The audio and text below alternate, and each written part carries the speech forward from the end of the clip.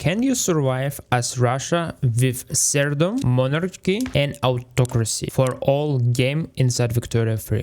So let me explain. Russia is really very famous for its terrible Tsars and very tyrannic regimes, right? But it was quite curious thing because once Russia lost Crimean War in 1860 in real life, they decided to modernize Russia. They canceled serfdom, they start to give rights to people, and all of this happened literally because they lost war. But in reality, we know that Russian kings wanted forever had monarchy, autocracy, and serfdom. They wanted to have this forever. And they cancelled all of these things only because they figured out that if they not cancel these things, they will lost power. And today we will gonna try to play as long as possible for Russia and never change these laws. So serfdom, autocracy, and monarchy. This will be 3 laws which is project me to change inside this game. And we will see for how long I will be able to survive as Russia and what results we will get. Because you know, I played already many games. I played as America, as China, as Japan, and you probably saw my videos. I'm really very good player inside Victoria 3. So it is not very hard to maximize Russia GDP and economy if we will change laws. But it's really very interesting try to survive as Russia with serfdom, autocracy, and monarchy. I never did this and I don't know if it's possible or not. So this is kind of historical video where you can try to see simulation what happened if Russian kings decide to never change laws and forever be serfdom monarchy. Well, let's figure out it with me.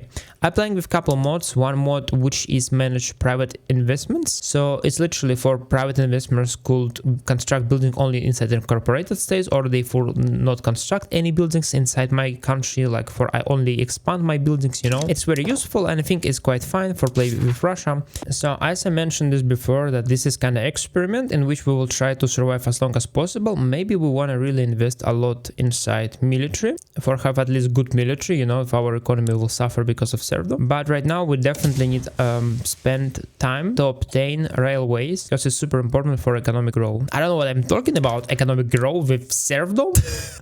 I mean, serfdom is not so bad in reality, like plus 75% minimum subsistent land share in incorporated states. Oh my god. Plus 50% protected subsistence employment in incorporated states. Oh, this is terrible. Disallow mass migration for peasants. Disallow internal migration for peasants. Oh my god, this is so bad, guys. Like imagine 75% of my land in Russia I can't use. It will be subsistent farms, which is super unuseful. So for example, let's take, like, you know, Yaroslavl, for example. As you can see here, we have 185 arable land, but we can use only 46 of them because over it must be subsistent farms. So I cannot use 75% of my land in Russia. This is unbelievable. And more worse, my peasants cannot migrate from one state to over. So I will be forced to build manufacturing industry inside one state for employ these peasants. Oh my god, this is so bad. I think only one way how we can survive it for maybe a very long time. It is for we have super low taxes, you know, for have as many as possible decrease for minimum standard of living. And also, if you want to prevent revolution, thing which causing revolution very a lot is minimum literacy, right? As more literate our population, more demand they have, and as more high literate they are, more high minimum expected standards of living of them. So if I wanna prevent revolutions in Russia, I must never give education to my Russian people. But if I not give education, who will work in factories? Seems no one will work in factories because I don't have educated people. And if I don't have factories, how I will industrialize Russia? Seems I will not be able to industrialize Russia. But this is very challenging because at end of the game, even small Moldavia could have economy bigger than Russia, you know, because if Moldavia will build factories, like they could have economy bigger than all Russia. So that will be super challenging. I don't know. This is absurd challenge. All right, let's try. And right now I prohibit all constructions inside Russia, well, because I'm Russian Tsar, right? Probably, so this is completely fine. And I'm doing this for my private investors instead of trying to build new buildings, for they privatize as many as possible buildings, because once they finish privatization, it means I will be able to use reinvestments from them or something like this, because now we'll have very low reinvestments. I don't know how much, because it's start of the game. I don't know how much. Oh, I see my mod. Okay, Okay, I see one problem with my mod. Okay, forget about these guys that I say that I want to use overmod. I cannot use this mod because my mod, which is managed private construction, not working with mod of industries. So I need to put out this mod. Fuck. Ah, no, sorry guys, it's a mistake. I think all fine. It will expand. So I cannot prohibit expand. What I did, I just prohibit to construct new buildings, but they could expand where they wish, which is technically zero difference in agricultural meaning, because I cannot delete this later, but whatever.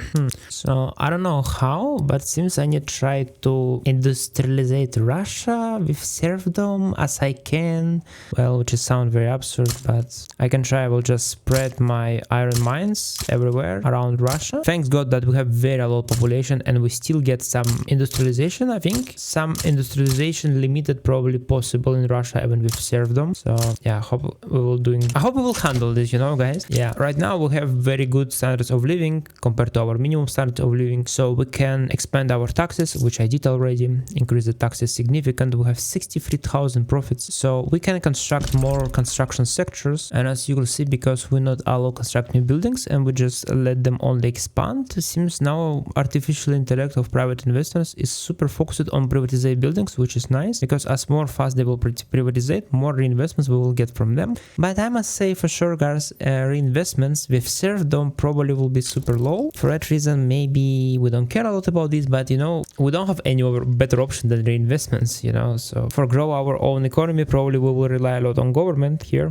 and probably I will never will pass laissez-faire here, but I will think about this. Russian American company I will definitely disband, because I don't need this absolutely, because if I have this Russian company here, I cannot disband my own Russian American company, which is very not interesting for me. It is a lot more interesting things, for example Russian Metalworks Corporation. You know, I think I do this almost in every game, and this is really so powerful strategy to get precision tools, because it's increased manufacturing industry, is give you precision tools which use it in every building. So almost in every my game, it's not almost, like really in every my game, creating this company, we give them industry rights for steel mills and even trade rights for they could construct trade centers in Russia.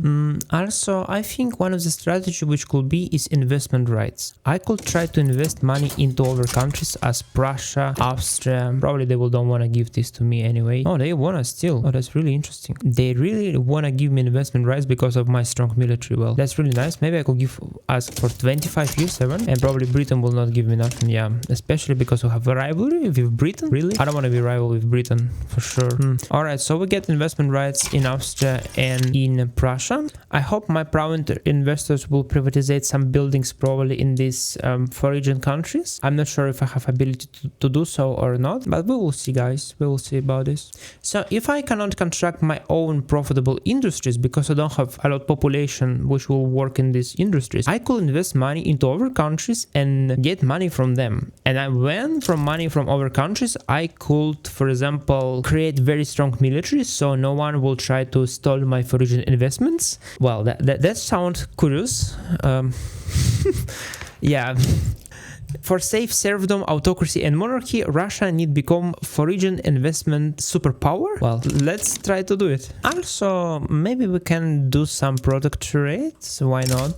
Persia sound as a very nice option. I'm trying to do my best for have as many as possible opportunities to get money. Also, thanks for invasion of British people. China has only 1,000 military projection and I have 4,000, so I'm super powerful. So I believe I can expel diplomats of China and I can start war with China. I will go with first primary goal to transfer Korea, also liberate Mongolia and Manchuria, because I could after very easily conquer the states without any problem, because they will be small states in 5 years. And also here Altai and Kyrgyzia, Tuva, like I want to conquer these states because I think in Journal of Russia I need to conquer the states for get some events, yeah, for consolidation of Central Asia or something like this. It will cost me 27 infamy in total, which is not very a lot in reality. It's fine. Surprisingly, China decided to go at war with me, and despite we both look yellow, yeah, you can see China has irregular military which is standing around, and we have professional line infantry, right?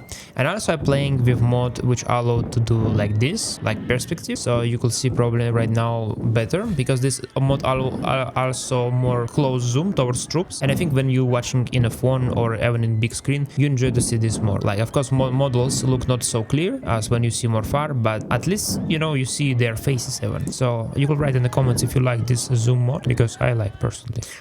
So you have advantage 35. China super destroyed, and our conquest of China will be incredibly fast. That's what I think. Of course, it will take time until we arrive to Beijing, but yeah, we will arrive there. I think so. And we need to put one army at least assign a strategic objective for the conquer this especially. Capital of China successfully fall into our hands, and we congratulating very soon victory. Also, I decided to turn off mode of separation industry, whereas luxury cloth, normal cloth, like separate buildings, because it's causing problems. And now, like over mode of privatization, settings work very good, because we prohibit to construct new building inside Russia, and to be honestly, they don't want to expand, and I cannot prohibit expand. So technically they can expand buildings, but they don't want to do it because they're not very profitable. What they are doing, like look at the logging camps in Bohemian. So my private investors right now privatizing buildings in Austria and Prussia, and this is really very nice. I also prohibit build any buildings inside other countries. So now my capitalist, or let's say landowners, privatizing buildings in these countries, and after I will get very lot incomes. So yeah, that's really quite nice. I have already investments about 20,000, which is, yeah, I think it's better. I think it's good. Our strategy working right now. All right, and the war with China successfully finished. So as you can see, we have Manchuria and Mongolia, which we have 5 years peace. Once peace finish, we will completely annex these countries. Well, they don't have very low population, 15 millions and less than 1 million, but it has a lot of raw resources here. So technically we don't need these raw resources, because we have so lot of raw resources that we cannot use them even inside Russia. But you know, they have logging camps.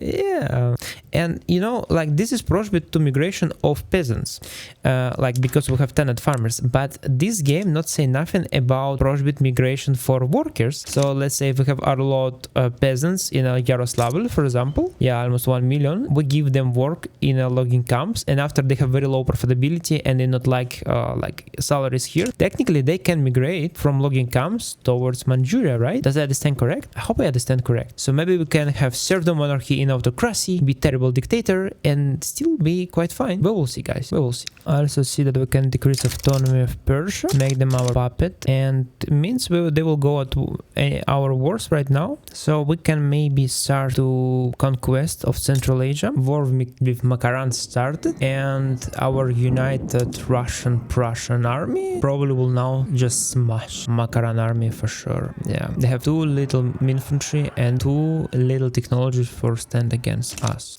And that's quite a lot of population here, by the way. It's 500,000 here, and here is 500,000, so it's like 1 million. But it's nothing, you know. When you get Raj, for example, they have 9 million population.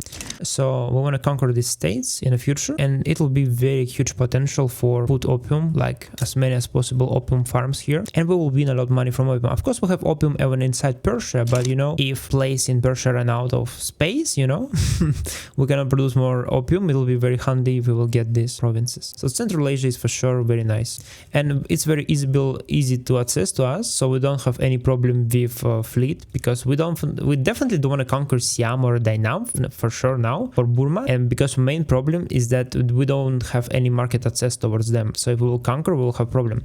But probably next war with China, I want to conquer Tarim Basin and conquer Tibet, for I could have market access here, and I could supply my troops towards Burma, Shan, and after maybe we could conquer even Vietnam and Siam. And if British people will go at war with us, well, fine, we have troop supply without any problem, and we will very easily win this war because we have a lot of troops. And yeah, at least for sure, at least for now. Yeah, okay, war finished, and now have Bampur, and I don't know what is this even.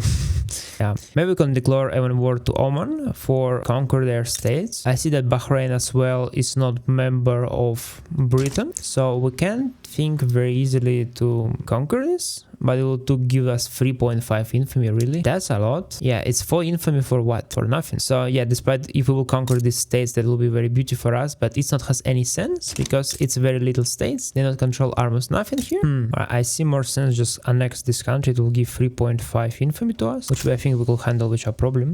So we could just conquer Bahrain, and probably we'll conquer Oman, but we'll think about this. We have a lot fleet, so that will be super easy war. Yeah, especially because Bahrain don't have even 1 military. Yeah, they have have 0 in military and Oman has 10 military, so we could definitely conquer them. I decided to reform our government because I see that we could include all 3 parties inside our government and we will be completely fine. Yeah, but just remember about this. We don't have schools, and we cannot have schools because we have serfdom. And this will be very challenging, as more late game, more challenging will be probably. And about army model, probably we will never switch from peasant levies because peasant levies give us -10% military good cost. And since we don't have plan to do any industrial revolution anyway, peasants levies is wonderful. We will never change them. Also guys, I never thought about this, but now I'm thinking that local police force is quite good for us because they give -15 penalties from turmoil, and dedicated police force give only 10% minus penalty from turmoil. So for us it's better to pass local police force,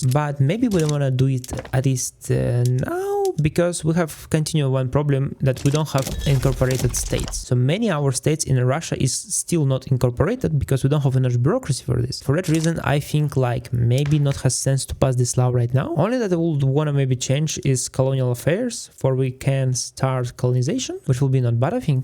Look at this, colonial exploitation. -10 manufactured goods in unincorporated states, well, it's fine. Subsistence output in unincorporated states -10, well, that's fine. But what is good is that plantation throughput unincorporated states +20, mine throughput in unincorporated states +20, forestry industry through unincorporated states +20, rural exploitation 20.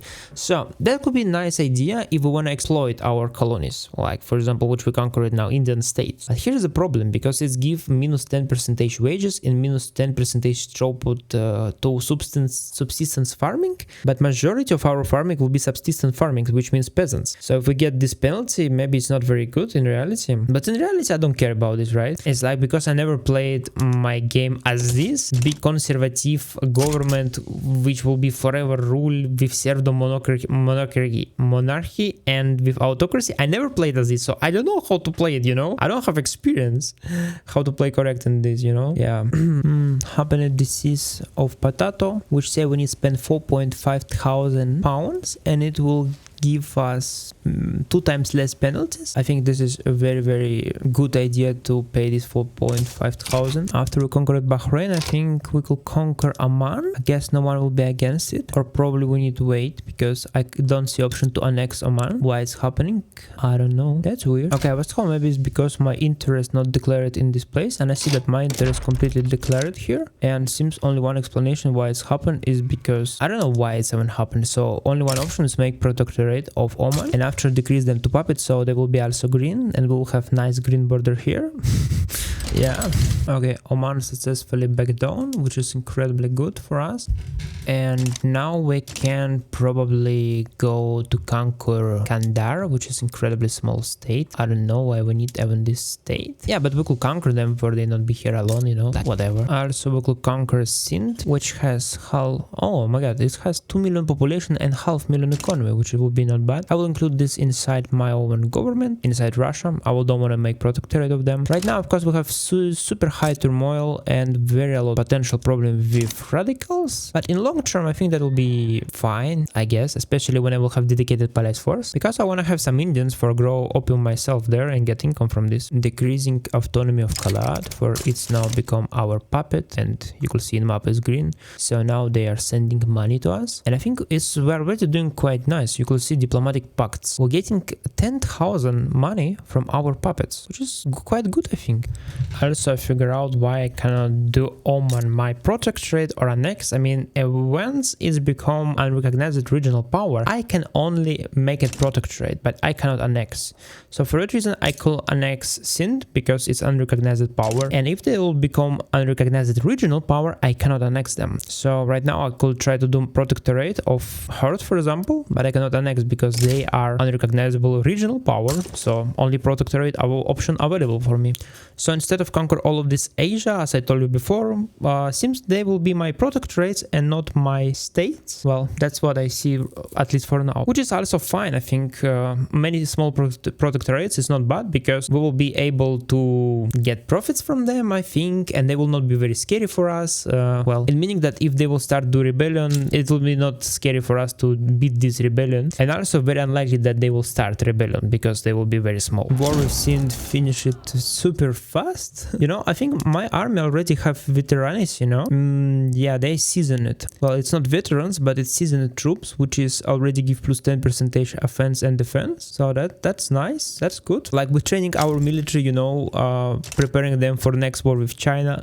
So this is like warm up, you know, before war with China. Yeah. So now we own all of these territories and it's directly controlled by Russia. But now we have just super a lot of radicals and I don't know what to do with these territories, to be honest. Probably here will be a rebellion and we will just crash this rebellion. And once we will have, after rebellion, amount of radicals will follow. So it's how it works. Once you conquer states, you have a lot of radicals because they don't like you. And after when they try to do revolution and you crash this revolution, amount of radical falls significant for some time. So right now I don't even see sense to try to incorporate them because I have a lot of unincorporated states inside Russia, you know. Yeah. Herds back down without war. So we could do now the same thing towards Kabul, make protectorate. Yeah, because right now in last update you're getting super little infamy because of protectorates, which seems kind of bug or exploit. I don't know how to call it even. Now with this you could really conquer super fast small states and that's not cost any infamy even. Unbelievable. Surprisingly Kabul back down as well. So now I wanna maybe go to Kazaraj, but for conquer I need declare interest in Delphi. Well, that's fine. And by the way, with this conquer of a lot of territories, I mean we have 51.6 million GDP, which is quite nice. Only a little behind of United States of Britain. What I am talking about, guys? I don't know. Whatever. So our market now look very similar for any of Russian game where we have shortage of instruments, coal even. Oh my god. Yeah. So we need to choose where to construct instruments for Russia. I think one of the best state to construct this, it will be Yaroslavl and it will be Kiev. And after maybe we'll click just auto expansion for they expand themselves and that's it. That's how we will do it. Slowly industrializing our economy with very limited amount of workforce and super low literacy. Yeah, that's very weird. I never played so strange in this game. Oh, look at this. They become unrecognized major power because they overpass prestige limit. That's super sad. Now I cannot conquer them? Oh my god. Like, of course I could conquer them if I wanna, but it will give me 20 infamy, so probably I will not touch them for sure for now. Yeah. Yeah, that's funny how only infamy stopped me from conquer them. Well, and I see Kabul trying to conquer something, some small state here. Well, I guess they will handle this themselves or I need help. Maybe I need help them. Alright, whatever, Kabul, I will help you. One principle which I wanna took for me is militarized industry for get discount on products, military products. It gives minus 15% military good cost, which will be very nice for us. We accepted colonial exploitation. Right now we will probably not colonize nothing because that's not has any sense to colonize in Africa. We will colonize only Turkmenia, but we don't have right now access to Turkmenia, so we need to wait some time until we get access to Turkmenia. Yeah. Oh, but by the way, we can colonize what? Sakhalin. Oh yeah, that's very nice. We can colonize Sakhalin definitely for not give nothing to Japan. Yeah, why not? But because of this, we have now shortage of bureaucracy, so we need to construct more government buildings around Russia. I didn't know that serfdom will hit me so fast, but we already reached serfdom problem. Like, look at this. This line here means employment. So if we see almost all iron mines in Russia right now has problem with employment. We'll just open this, click Russia, and we have problem with employment almost everywhere in the Russia. Like 90% of iron mines, which is constructed almost everywhere where it's possible in Russia, has an employment problem. And this is really big problem. And this has happened because we don't have enough qualifications for hire these people, because all of them is uneducated peasants. So we don't have people working even in mines. And I was talking about factories. What factories are we talking about? We will never able to construct factories. This is so strange situation. Maybe I need to construct a lot of universities around Russia for increase at least qualifications, because I think qualifications flat, you could get qualification flat from university. Each university give flat, plus 10 qualifications each university give. So 2 universities, they give plus 20% qualifications, which is a lot for small state, you know, for one state. Yeah, I could see, for example, qualifications. 20% Moscow University give, and in Russia, minus 50% for guild system in Russia. By the way, we have also guild system, which is annoying. So even guild system decreasing qualifications even more. Well, that's really problematic. Well, I don't know how to cancel it. That's look kind of hard because we have autocracy, which means all our groups, even industrialists, will have a big problem to get into government because autocracy give huge amount of bonus towards landowners. So I'm not sure when we'll able to pass, but we need to pass this guild system as well. Cancel. Follow our run. We should never cancel serfdom, autocracy, and monarchy. So everything else we can change, except of course schools, because we cannot get schools because of serfdom, you know. Yeah. But our GDP is going quite nice right now. We are even bigger than Great Britain, but I think it's very temporarily. Great Britain overpass us in GDP relatively fast, but it's funny with now third world economy. Well, this is mostly because of our conquest of Central Asia. Yeah, but still also decrease autonomy of Kabul. Could you imagine, guys, that in 5 years Mongolia was able to become an recognized regional power? Oh my god. Well, this happened because not exist a lot of powers in this region, so they become very quickly and very easy unrecognized major power. Well, which is still more easy for me to, I mean, if I make protectorate, I will get 0 infamy literally. But if I will conquer their states, well, it will give me 18 infamy. 18. Oh my god. Well, it's still better than when you conquer China. But between conquer and not conquer, I prefer I will make protectorate both of them, you know. That will be a lot more sense for sure. I don't want to get infamy because of this, you know. Yeah, I really enjoying to see diplomatic pacts because we have 22,000 from Korea, Persia, Kabul, Baltic states. Well, we are a nice empire. Yeah, also, as I told you before, I think we need to start to construct universities, and I want to do it in the most big states with the most big amount of peasants. I will construct them about 20 for completely get maximum innovations, because our innovations right now is 52 and we could get 75. Manchuria back down, and now we conquer Mongolia, also making our protectorate. No one will support them. Wonderful. At the start of the game, I was how I could enact interventionalism or laissez-faire, and right now I read instructions of them and they say serfdom and land reform. So it is prohibit for me to accept laissez-faire or interventionism. I cannot pronounce this word. What's wrong with me? I don't know. Sorry, guys. Only one economical reform which we can pass is agrarianism, which is the best for us because extraction economy definitely it's a super bad thing.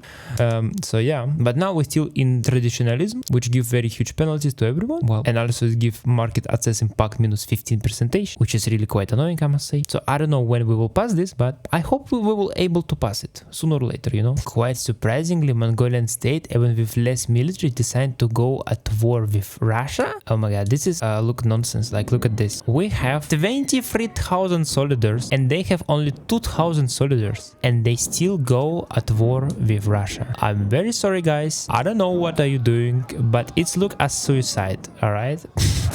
Okay, so it's even offensive, you know, that they not back down. I consider this is my offense, alright? So I think we can now go at war with China. Yeah, I see we have interest everywhere in China where we wanna. So we can conquer this state, diplomatic demand, conquer state. It gives us 4.5 infamy, and it seems no one will support China as far as I see. So that's wonderful. Yeah, and it's not war as in Central Asia, right? China now has even more powerful military because their penalties, which they had before about open war, now disappearing. So now they have 19 offense only penalty, which means they don't have even defense penalty, I guess, right? Oh yeah, I think they don't have even penalty to defense anymore. So it will be a more hard war, but I think we will definitely win this war, like no question about this, but it just will be more hard than before, you know. That's what you need to know, guys. And this is really quite absurd situation that my troops was standing here, and for come to this front line, they going here across all Central Asia, through Caucasian mountains, through Persia, through Kabul, because here is border between Russia and China. Oh my god, this is so nonsense, but whatever. About war with China, we conquer this state, we transfer Tibet, and also we transfer, like, conquer Dzungraya, which is also a super small state, but it's quite big in the size, and it has a lot of resources. Again, I don't know why I need this, because I will be probably not industrialized agricultural serfdom economy, but you know, I don't know. And why China China need this. China don't need this either. So I conquer this, why not? And also we'll transfer Tibet. And only one thing what I wanted to get, I want to liberate Yunnan, which is very huge amount of South China. And also I want to liberate sorry guys, I don't know how to pronounce it. And I click here liberate Uyem.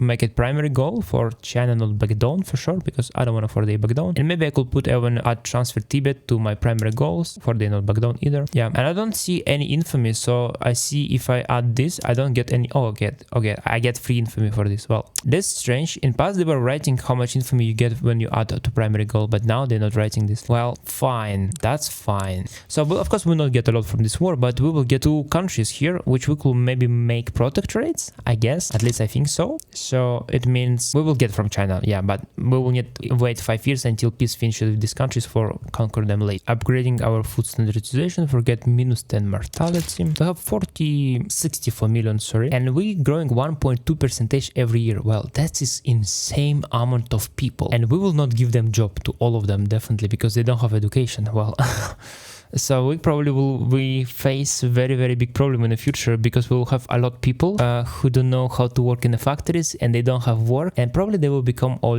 revolutionary rebellions. So probably we will get civil war in Russia. Yeah, I don't know, guys. That's even interesting for me, how long I will be able to survive. Now we're doing really very nice. We're looking very good. We're conquering countries. Our GDP look nice. Quality of life look nice. Everything is perfect. But what will happen in late game? I don't know, guys. Maybe it will be completely opposite. Okay, Great War with China started, and I see that we are doing incredibly good, but only one problem, that capital is really quite far, but I think we will handle it. Also, our fleet is already there, so we will blockade their ships as we can. Blockade their ships, I mean blockade their trade. That's what I mean. Yeah, as we could see, our military are really doing super good. We have 36 offense or even 40 sometimes, and they have only 12 defense because they have irregular military.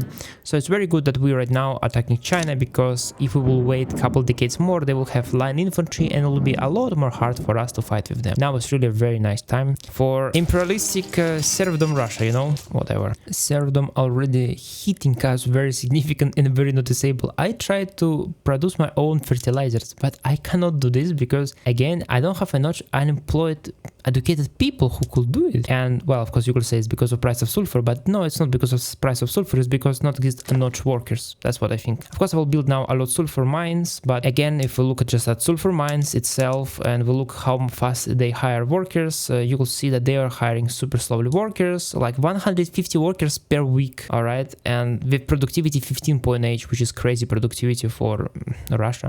Well, and no surprise that our economy, because of this transition, followed. Yeah, because I tried to apply these things, you know. And now Britain overpassed us in 3 million, so now Britain is third world economy and Russia is fourth world economy.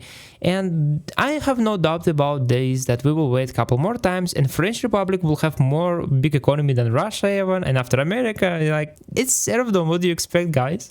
You know, we cannot do nothing with this. Despite we were successful in military conquest, well, it's not helpful, you know. Well, now we get Polish uprising.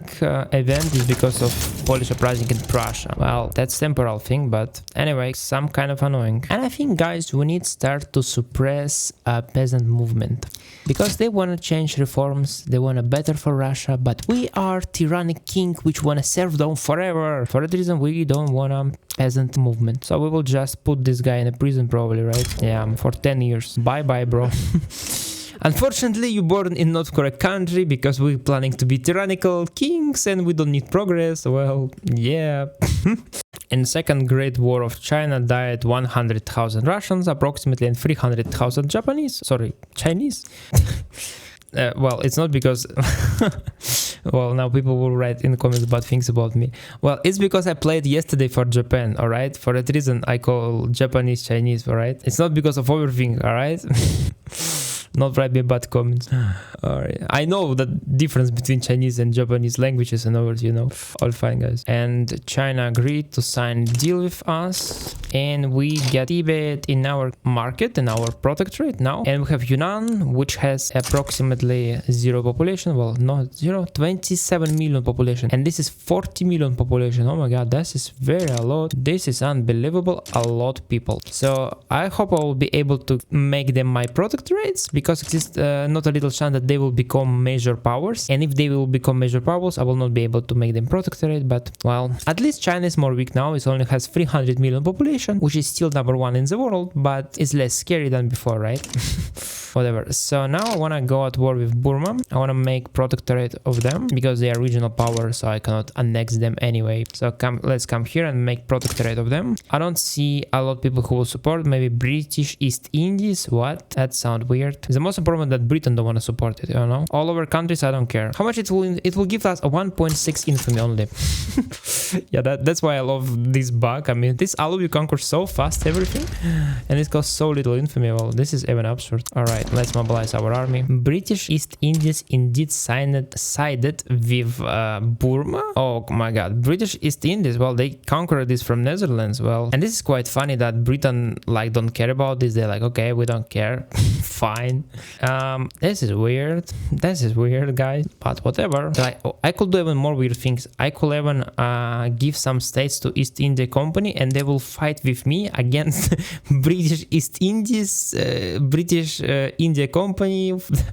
That will be a very absurd situation, but I don't need this. I don't feel scared of their how much 50 battalions or how much they have. I will destroy all of them without single problem. Wow, wonderful. Even with East Indies support, Burma anyway feels scary of us and back down. All right, okay, that's fine. Interesting. But if I declare, for example, war on Siam, can I pass through Shan? I'm not sure about this. Chiang Mai, I think for sure I could annex this country. It's a super small country and no one will protect them. East Indies, maybe 24 chance that they will do it. It'll be super sad if they do so, but I hope they will not do it. How much scary is East India Company right now for me at the moment? 5,000. I mean, it's scary, but I think I will handle this, right? Alright, so come on, let's go at this war. Because I want to conquer this country, because I want to after conquer Siam and even Dainam, so I need this country for have land passage. We can decrease autonomy of Oman. Now we have such green color. Well, that's nice. And of course it'll be even cool maybe if we conquer Arabia here and try to go into Africa. But problem that I don't have a supply route for my troops, and I don't want to build fleet because probably my fleet will anyway lose very easy compared to British fleet, you know, because I will be undeveloped serfdom country. So I see point to only conquer Ottoman Empire, Egypt, and only throw Egypt enter inside Africa. Otherwise, I don't want to do it. But Ottoman Empire in last updates are in reality industrializing very quickly, and it's super hard in reality to beat them. That's what I could say, you guys, for sure. And I see that if Britain is in alliance right now with Ottoman Empire, for that reason, I don't want to mess with Britain for sure, at least for now. For that reason, I focused more on conquer of Asia. I see less opportunity here, you know. I mean, opposite. I see here more opportunities and less problems. Yeah, but only one problem that I see, we get Siam decided to protect it. Well, that was mistake because why is happening? It's happening because they were vassal of Siam. Well, I did mistake. Well, so now my conquest probably in Asia will finish temporarily because I was needed to conquer Siam and I was not able to do it because I did mistake. So yeah, right now I'm forced to stay here. Okay, whatever. It will be 5 years delay, but that's fine. So now we click Burma and we need to click enforce military access. They enter into my war and I can go at war with Siam for annex Chiang Mai, which is not has any sense, but whatever. Now literally if I want for any building start to work, I need always almost subsidize because building don't hire workers because not exist enough workers in almost any state, and even with shortage of steel I forced it to subsidize steel production first they start to hire workers. Of course it's happened maybe because of quite expensive coal, but still, I mean, I think you understand my point, that economy really working incredibly terrible. Everything works so bad. I mean, yeah, it's just unbelievable. And we're getting penalties, by the way, for unincorporated states. So we need to incorporate our states as many as we can, I guess. for we not get penalties because we have colonial exploitation, and it's not good what is going on here. Standardization number 3 plus 1, standard of living for all Russia. Look at this, 8.6, and we're getting 8.8. What? Why it's not increased? Why it's so little increased? Well, sometimes it works strange. Maybe it's affect only incorporated states. I don't know. But now we have a crazy amount of birth rate, 1.25%, almost 1 million people every year. We have 15 million peasants and only 3 million employed people. We have already 1 million unemployed people. I think maybe it's for India. But yeah, situation really become quite noticeably bad. You could see our radicals is growing naturally. And I think it's not happened because of India. It's also happened inside Russia. And we could check it very easy. We could just point on radicals. And yes, you could see Tula, Kursk, Krakow, Kharkov, sorry, Kiev, Samara. Like all of these states also become a little red. And this means the amount of radicals is growing there. And it's growing because its quality of life below their expected minimum. For example, you could see here 11% of people have a standard of living below minimum expected. And my point of this playthrough, okay, I conquered Russia here. I don't know what I did, why I did this. Alright, fine. No, I don't want to incorporate this. I don't need this. That's fine. That's fine how it is. Yeah. And I wanted maybe to hope about, can I maybe make protectorate of Dynam? And I see that East India Company minus 13% chance. So exists very low chance that they could, you know, try to conquer me, or I don't know, whatever, stop me from conquer. Also, you could see Cambodia here. Cambodia 100%. East India wanna support them. So let's try to make this Dynam, and if let's check how much chance, 13% chance that they will enter. Well, it's quite a lot. That's quite a lot. Let's try to improve relationship with them, and I hope it will be sufficient for everything go fine. What is going on with Prussia? Oh my god, something bad going on with Prussia and Austria. Oh my god, look at this. Austria losing war against Prussian revolt. Look at this. This is happened revolution, and Prussian revolution destroying Prussia and Austria at the same time. What absurd, this is nonsense. Let's explain, because Austria fighting right now at the same time with Hungary. Yeah. I'm sorry for Austria. Okay, we have some rebellion here. Well, I guess it's fine. Nothing special about this. Okay, some of my troops must wait in Korea, for they could land in Vietnam once we can. I super hope that East Indian Company will not enter for support Dynam, because if they do so, it will be super scary for me. I will quit, you know. I will immediately quit. I don't want to fight with East Indian Company. Like, they're super powerful. France declared rivalry on me. I don't know why. It's incredibly strange that they did so, but why I continue damaging relationship with Manchuria not has sense. They already in my power block not has sense that I damage relationship with them. Well, I'm doing strange things, guys. Yeah. And as I could tell you, UE become major power, so we cannot make them protectorate. It's impossible. Well, 40 million population, yeah, of course, what do you expect? But Yunnan seems quite possible. Like, maybe we have time. Oh, this side, okay. East India Company side. No. No. Humiliate Russia. Okay, so if I back down now, they will just humiliate me and nothing else, right? How much chance percentage that East Indian Company will destroy me? They have skirmish units. Oh my god. Oh my god. Unbelievable, guys. Unbelievable. 24 offense. Yeah, so 24 offense, 26 defense. What about my troops? 24 offense, 20... East Indian Company has better military than me. Oh my god. East Indian Company could destroy Russia right now, like easy. No. Oh, look at this. And now Great Britain will wanna go for fight for Vietnam. No. Okay, I back down. Okay, East Indian Company, okay, fine. You don't wanna fight to Vietnam? Fine, as you wish. You could humiliate me? Yeah, you could humiliate me if you wanna, that's fine. Come on, guys, I don't wanna fight with them. You could see even power projection. I have about 5,000 I had maybe, and their power projection is 6,000, so they almost 50% more powerful than me. Well, it's I don't want to go to war with them for sure. Okay, so this is our limits of expansion. Right now we have peace with Chinese small states, with Siam as well, so we cannot conquer nothing here. Going outside Asia, I don't want to in ocean because I don't have fleet, as I told you.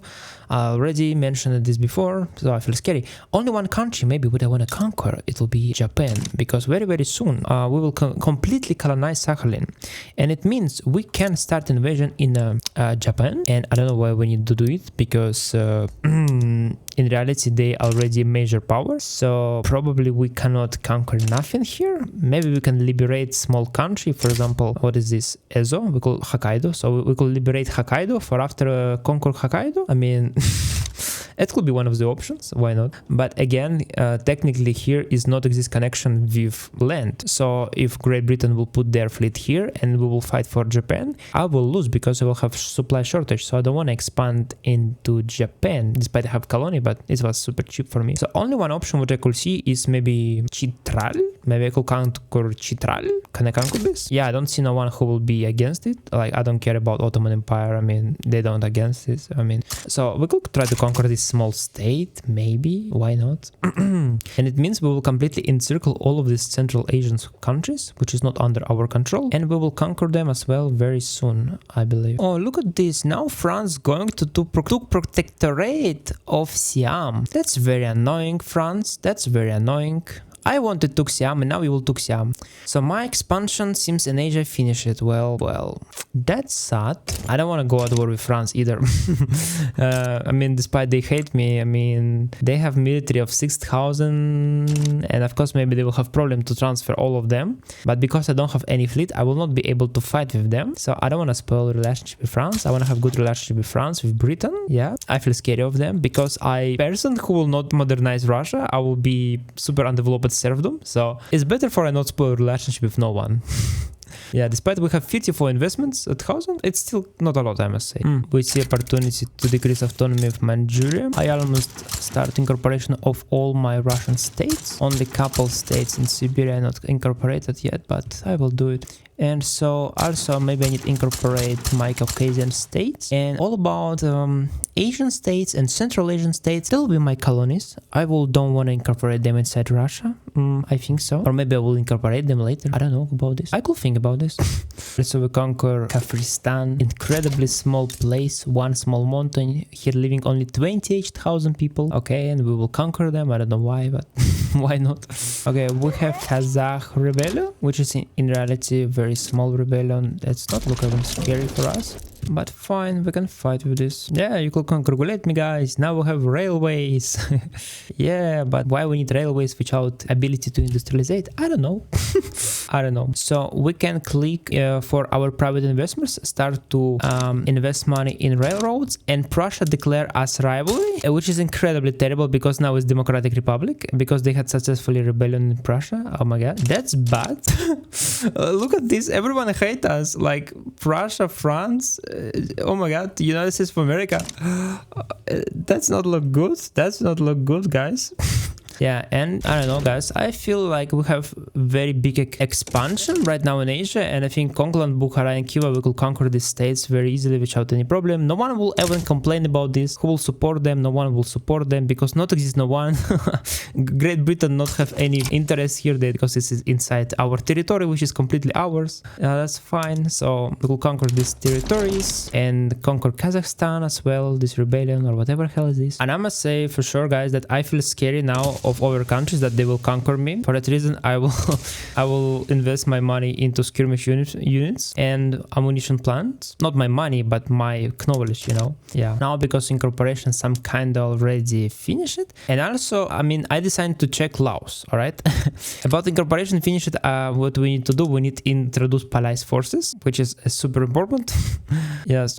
But because I will be, first of all, focused on my own population, so I need dedicated police force, which give me -5 radical political movement for my own territories. Like in past I will create this for colonies, but now no, I think like we need to do it. And also maybe National Guard will be also not bad because it will -10% revolution, secession, political movement activism. So I will need also pass this thing, like very important. And what I discovered that I cannot change my taxes. Russia has traditionalism, and because of this I cannot go to per capita taxation, right, or anything else. And I don't know when I will be able to put out traditionalism from Russia, because usually you put out traditionalism from Russia, boo peasant movement or laissez-faire economy. And right now, I don't know how to do it, to be honest. Like, I really don't have any clue how to do it. Yeah, so we're kind of stuck in low-income situation, despite even that we will be able to some kind of manage to create industrial economy. Right now, we cannot tax this industrial economy, you know. But only what is good is our population. Our population growing incredibly good, yeah. Like, almost 1 million every year, like 70 million population of Russia already, yeah. But what to do with all of these people? I don't know. Maybe I could give investment rights to other countries for they just invest inside me. That could be one of the options. But right now I don't see point, because they're not so developed. They have a lot. They don't have a lot of money. So I don't see point right now give all investment rights to Britain or others. So I feel like everything fine right now. But if in the future I will have problem to build my own buildings, I will give probably investment rights to everyone else for they just build. I don't know, guys. I don't have any clue. I don't know what to do more. Oh my god, guys, check this out. We have already 40,000 from diplomatic pacts. Manchuria gives 7,000, Tibet 3,000. Oh my god, guys, this is really cool. This is really cool. We're getting very lot of money from this. And I think we can get one mandate which will even increase our profits from vassals. Yeah, plus 25% transfer from subjects. We can take this vassalization number 2 as soon as possible. Decreasing autonomy of Mongolia as well. Now we completely crushed Kazakh rebellion. And we can now focus to conquer these 3 countries, Bukhara, Khiva, but also we can establish right now because of this colony here. Well, wonderful. So Central Asia now almost in our hands, which is incredibly cool. And even Asia almost in our hands. Yeah. Except Vietnam, because NCM, which is now French, whatever. Also, we could conquer Bukhara. That will be also relatively easy war, at least I think so. Oh my god. East India Company designed to attack my protectorate, Burma. What is this? They want to conquer one state from me, Pegu. Well, it has 500,000 GDP. Well, that's kind of big. And seems if I not back down, they will really go at war, and even Britain will come to them. If alone I could beat maybe them, it will be kind of possible for me, because they have about 5,000 military power, but Britain with their 4,000 skirmish units, oh my god, no way, I cannot do this. So yeah, I will just back down. Yeah, I hope they will not put anything bad more towards me. And well, as you see, my successful imperialism is finished because of serfdom, you know. Yeah, and now even Great Britain come. Yeah, that's what I expected. Fine. So now once we have first day of maneuvers, once we can capitulate, oh, we capitulate. Okay, I give them this state. Fine, that's fine. I could give you if you wanna. Yeah. So we were accumulated British East Company right now, but at least we have 5 years peace with Great Britain and them, right? It's not so bad, I guess. Yeah. I don't know. That was bad. So yeah, I'm doing I think very correct that I start to invest my money into military, because I need military. If I will have good military skirmish, probably they will never do this to me. They will feel scary to do so against me, but they did what they did, you know. Yeah, well, whatever. So my conquest failed because of France conquered Vietnam, right? They conquered? No, they not conquered, but I think they will conquer for sure. Yeah, but I didn't expect this, that British East India Company will be so aggressive, but since it is what it is. So we'll conquer Khiva in Central Asia, because no one will stop us from this, right? So we can do it very easily without any problem. Come on, let's do it. We successfully put dedicated police force. Hope it will help a little our people to live better. And here I have problem. Like, I have appropriate women, which increase labor force. But if I put legal guardianship, it will increase their birth rate. I don't want to increase the birth rate, you know, guys. So I will be happy to cancel these women rights for have less workforce, but I don't want to for they produce babies, you know. Yeah, so that's kind of problematic. I get one additional mandate. Let's see, we have 30 diplomatic pacts transfer, and once we pass vassalization number 2, it should increase our incomes to 25%. Yeah, and now we have 47,000. So more than approximately 10,000 more we start get from our subjects because of this. That's nice, guys. I think it's very good investments of Monday for sure, because we need money for construct buildings, you know, for sure, 100% we need it. Just imagine this, guys. I have 7 fertilizer plants and only one of them has more more or less almost all population. Like, I'm building as I can, but I still don't have sufficient people for work on them. And this is situation really becomes super annoying. Seems I need to construct almost every factory in each separate state because I don't have enough people who work there because of also impact price. So for example, I mean, like, for example, you could see that Russian market has 44% price and Astrakhan, for example, has only 14% price. That's happened because we're producing here fertilizer and our market price impact is very low because of traditionalism and undeveloped like laws. For that reason, I'm really forced to build fertilizer plant almost in every state if I want to get fertilizer. Otherwise, I don't have enough workers. And it's not only with fertilizer, it's the same with explosive industries. Like, I have shortage of explosive industries, but my explosive industries just reject to hire workers. Like, they don't hire no one. And that's insane. Like, I need explosives. It's super important for my economy, but I cannot do it. Well, at least I have more than enough universities, so I satisfy my innovation cap almost. Yeah, almost. I want to construct maybe not so many universities as I say, about 20. Maybe I want to construct additional 40 universities, like 24 universities additional, so we get about 50 something universities. And I will do it not because of maybe technological spread, but because they give a qualification bonus, like plus 20 qualifications. Okay, now it's 0, but if a university full employed, it give, for example, as Yaroslav plus 10 qualifications, which is very important. Look at this. East India Company decided to go at war with Raj and they will conquer these territories. Well, that's very sad. So they will become even more stronger and probably very soon they will decide to go at war with me. So I need to be ready for this when it will happen. So it seems it will be war with them and with Great Britain at the same time, which is quite hard. And probably I will have really problems to protect my capital from St. Petersburg because it's really quite far. I think I need to do it. I need to move my capital and I think I want to move my capital into Moscow. Yes, of course it gives me some downsides. So like I will get less bureaucracy, I think. Yes, minus 10% bureaucracy, authority, influence. But it's temporal thing and after it will disappear. So I'm doing this because I'm preparing with war with Britain. We need to do it for sure, guys. Wonderful. We get skirmish infantry, which will be very nice to upgrade all our troops for guarantee that no one will attack us never. So we click upgrade. It will cost very a lot of money, especially because we don't have now factories. So minus 20,000 immediately. And I think it will go even more high. Good for military buildings. Yeah, it's growing. It's now 50,000, 54,000, 59,000, 62, 65, 66. Well, that's a lot. Okay, but it seems it stopped. Yeah, about 66,000. So we increased our spendings on military about 20,000, which is a lot, but it's worth it for sure because we increased our military projection very significantly. Yeah, as you remember, it was about 5,000 and now it's already 6,000. So just wait a couple months and it will become like 7,000 and we will no longer feel scary from Great Britain and East Indian Company, I believe. We will be able to beat them, so in case they will attack us, at least for now. And our peace with China finished. So now we can conquer this regional country and make them our protectorate, which is incredibly nice. And as far as I see, no one will support them. This is wonderful. Yunnan back down and they become our protectorate. So now we click to conquer Beijing, capital of China. I'm doing this because if I will do conquer capital, I will have ability to liberate a couple states here, Hebei, Shandong, and it will allow me to include them later in my power block. For example, you could see liberation of Hebei here and liberation of Shandong here. Yeah, and Shaanxi. And now we need click to make primary because we have additional 5 points and we will have 4 states. And if China back down, we will liberate Beijing, conquer, liberate and liberate Zhili. So it means we will able to include Zhili later into our country. So that's it.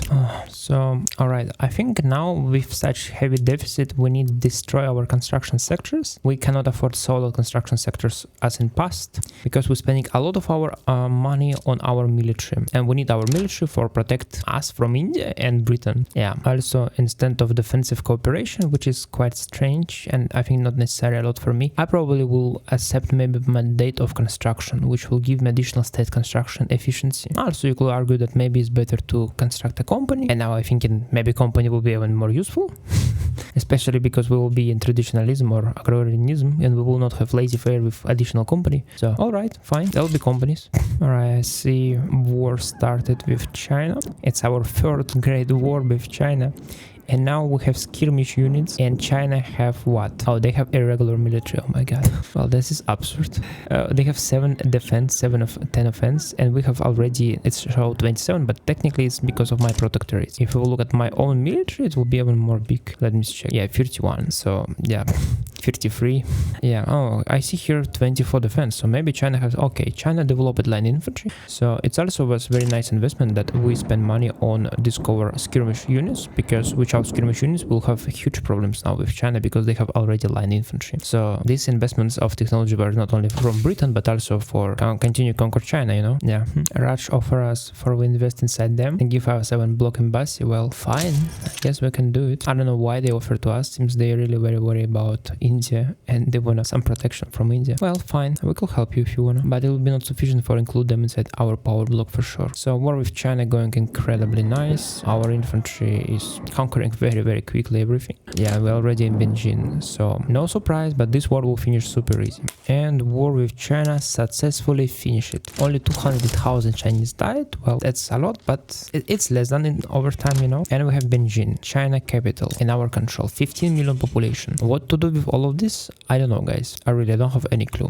What about our Indian territory which we conquered? Yeah, they still have a lot of radicals, but maybe less. So I don't know, guys, what we're gonna do here, but we get at least freed states, and all of the states could become our protectorates, and later they could become even our puppets. Yeah, because I think they don't have any possibility to become major power. They don't have enough population and economy. Yes, and China have only 61 million economy and 260 million population, which is quite a lot, but I think we're fine. I think we're fine completely with China. Yeah, we're doing good. Now I just want to maybe decrease my infamy weight and not do nothing for Britain stop to hate me. Yeah, I don't know, guys. I don't know, maybe I don't want to incorporate Beijing because not has any sense. Why I need 16 million population? I could think I could just build here plantation of silk, you know, for, you know, exploitate them, whatever. I don't know. I don't see any sense to build factories and other things here, in my opinion. I mean, I will be super happy to incorporate them if I will be a developed country, but we are in a situation where I cannot even produce products for myself, and I don't have enough education for satisfy my factories with educated workers. So I really do not understand how I can incorporate now Indian or Chinese states, you know. I don't believe it's possible for me. Well, let's see here a couple states which we conquered not a lot of time ago. Yeah, we have huge shortage of explosives, and despite I'm trying to solve this, but look at this deployment. Like, no one want to work at my factories. That's just unbelievable. Maybe for solve this problem I could construct at least in Moscow. I think in Moscow I have a lot of educated people, no? At least in Moscow, please. I hope so. Look at our military, 7,000 military power projection. Yep, that's powerful. That's very powerful. You know, guys, I think with this power projection and a little preparation, maybe I can beat even Britain. I mean, why not? They still have only skirmish units, and well, if I will prepare very good and quite a notch, I think I have ability to maybe beat them. Can I do it? Maybe I can do it. It's like my idea was in my brain that I could, for example, conquer East Indian Company from Britain, but that will be super harsh for me if I will do it. But I don't know, I will think about it, you know. So by the way, I have a lot of these Central Asian states which I did not incorporate it in my country. I don't know why, because I want to exploitate them, whatever. And now in my technology military, I think I will just be focused on developed technologies for increase my military capacity as many as possible, because I feel scary of Britain. Yeah, you will see that their economy growing really fast. Like, it was 40 million, now it's 44. Probably you not decide in this graph, but it's really growing super fast. And more importantly, that population of Britain is not growing almost nothing. So this is growth of population literally just because of economic growth. But my growth of economy is because of growth of population, you know, because I conquered a lot of places. But I don't have any economical growth compared to Britain, you know. So that's kind of problematic thing. I don't know what to do. Right now I discovered technology already for construct ammunition plants. So I definitely could do it. At least one, or I don't know, something I need to construct. Or maybe I will construct about 3 different factories in Yaroslavl, Kiev, Kharkov. And I hope that will be sufficient for maybe satisfy my military. I don't know. I don't know, guys. And you know, guys, I see that Russia has very little military right now, but they Democratic Republic. And I believe that I can try to go at war with them for change their regime. And I don't see a lot of countries who will support them. Maybe like, I don't know, Ottoman empires, Spain, I don't know. But I have Austria on my side. So, and I have 40% chance that they will accept. So let me try to see. Maybe they accept. Oh my God, they accepted. Look at this. Accepted demands. Regime changed. Yes, there was Democratic Republic and now the absolute monarchy. Yeah. Yeah, wonderful. Perfect. Yes. And now they should start to love me. They should start to love me because we are, how to say it? We love each other, right? I mean, we kings. Come on. What's the problem with you guys? King Frederick Og, you must love me. Also see that I have opportunity to liberate Norway from Sweden. I don't know why, but why not? I see no one will probably support them and Austria will support me. So this is completely fine. All right. We're going at war. Norway side with Russia. All right. Norway immediately side with me. And now even Austria will side with me. And well, Sweden, I'm very sorry, but since you lost Norway. I mean, my situation right now in the game is that I'm really quite powerful because I conquered all Asia. All right. I'm third world economy in the size and I have finally skirmish units. So I have maybe about 5 years, maybe 10, when I can dominate the world. Maybe 10, no, maybe in 5 years. So I could try to secure me as I can. And maybe it will be also not bad idea if I will be able to liberate East India Company. Maybe I really what I can do, I could prepare right now money, like just prepare gold reserves, prepare military factories, and go at war with Britain for liberate East Indian Company. That's what I want to do, you know, because India will be probably dangerous for me, but less dangerous than Britain, you know. At least that's what I think. Maybe I will be wrong, but who knows. And I hope I will convince Austria go to me at war, but Austria has very little military. Well, we will see. And I believe I could just give them a subsidy to munition plants for they produce as many as possible guns, for I could reuse them later. No say, something like this. I see also my arm industry quite successful, meaning that they have a lot of employed workers, so I could expand them. Netherlands side with Sweden. What's wrong with you? Transfer subject war goals, enforce military treaty, force investment rights. Of course, Austria, you could go and enforce investment rights inside Sweden. That's fine. Just beat this Netherlands or whatever is this even. Alright, so I will give now additional more units. 25 advantage, I think should be sufficient, no? And I can put even my fleet there and blockade Sweden and Netherlands probably on. Oh my god, Ottoman Empire side with who? Ottoman Empire, really? Oh, they want for a return all. I mean, come on. Turkey, really? You want to go at war with me? If Turkey go at war with me, Great Britain could go at war with me. Oh, that's not nice. I did not expect that we'll have now big war with Ottoman Empire, but it is what it is. But by the way, Ottoman Empire, what is your side? Okay, 3,000 only. Okay, they have very small military because they don't have skirmish units yet. So I think we can handle this. Maybe I can liberate Egypt from Ottoman Empire or transfer to me. Probably transfer to me sound a lot more smart than just liberate.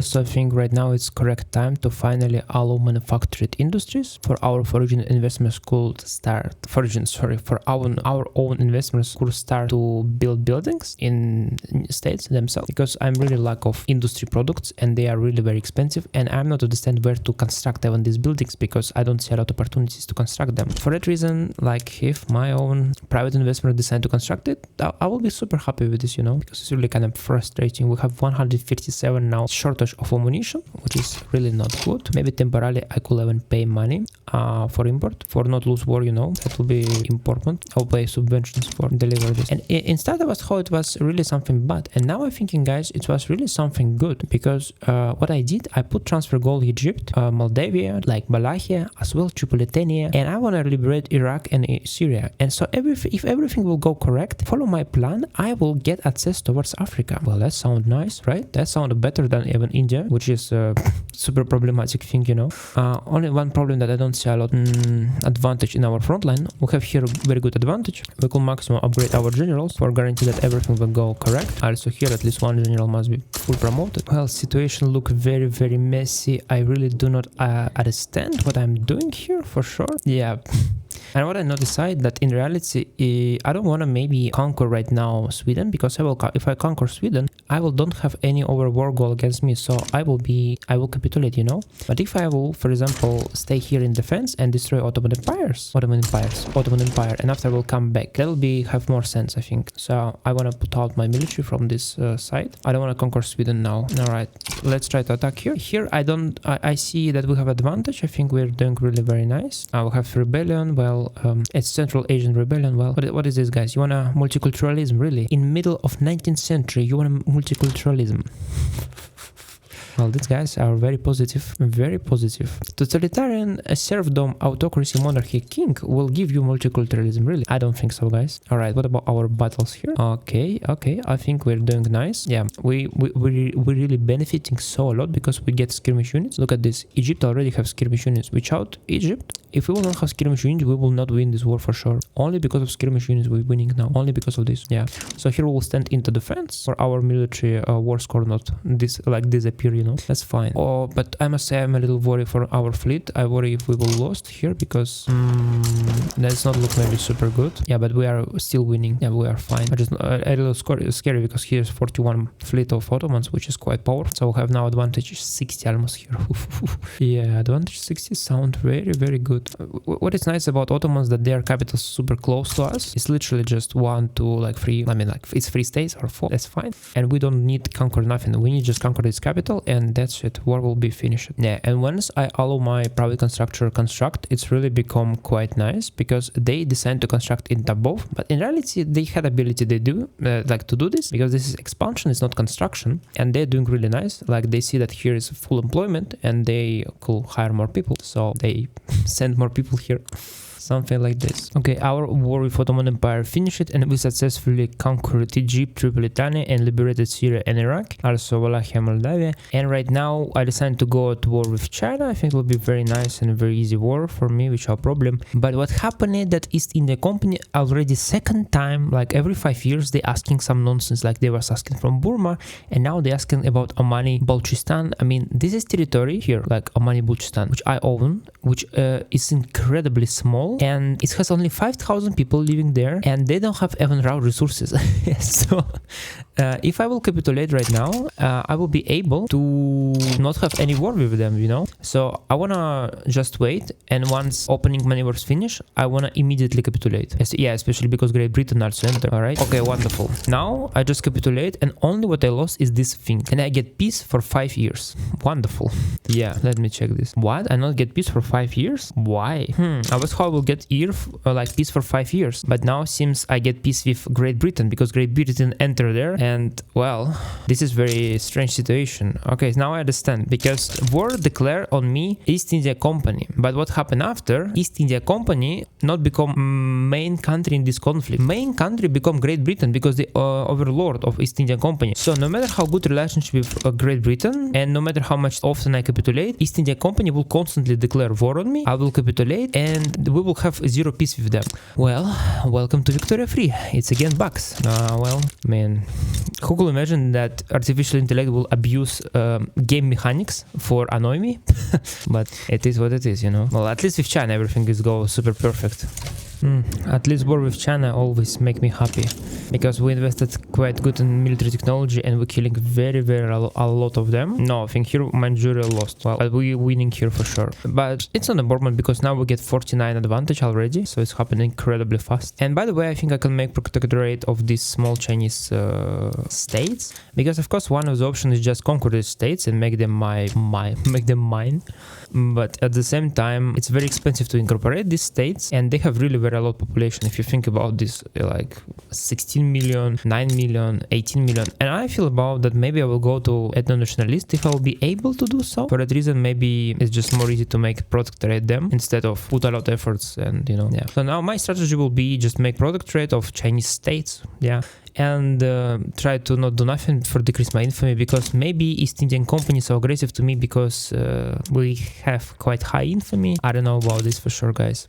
On the side that Great Britain declare war on China and they want to conquer Hebei. Well, so they also want to get some of these small states into their orbit of influence. Well, so we have some competition with British for conquer or subjugate ex-Chinese provinces, you know. All right, our war with China successfully finished.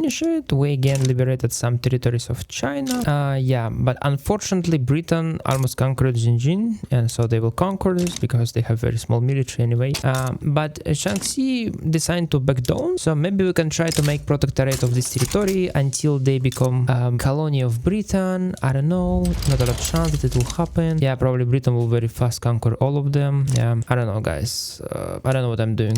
I don't want to for Britain become owner of this, but seems they will become owner of this. It's just no way. Like only one option is that they will capitulate before, but even if they capitulate, they will become my protectorate, so nothing changes, right? I think it's the same situation, but I don't know why I did this. I don't know. Yeah. Great Britain just conquered Hebei. Oh my god. Now Great Britain will have Chinese provinces as well. Oh my god. What about their GDP? Yeah, it will explode just. Now they will give work to all of these Chinese people. Oh my god. Yeah. Yeah, situation not very good, guys. I must say it's not look good. At least I have my companies. I could create one additional company. I get mandate for this. At least something good. And for safe Russia, I think I need to create Russian armed ANC for give +5 offense, +5 defense. I think it will be really very important, and also it will give me +20 chopot bonus. Combat benefits is giving me additional +15 offense, +15 defense, moral recovery even. For that reason, I wanna establish this company for, you know, guarantee that everything will go fine in Russia. I don't know. Yeah. And my strategy now, I was thinking how I could get technologies, and I calculated that I need to get just technological spread approximately about 100. So now my old excess of university generate me +14, and I calculated that I need probably construct somewhere maybe 160 universities more, for I had about 300 universities in total, and it will be sufficient for get very huge technological spread and discover all technology possible for be independent in meaning of technological growth based on literacy. I don't know what I'm talking about. So yeah, right now I have planned to construct maybe as many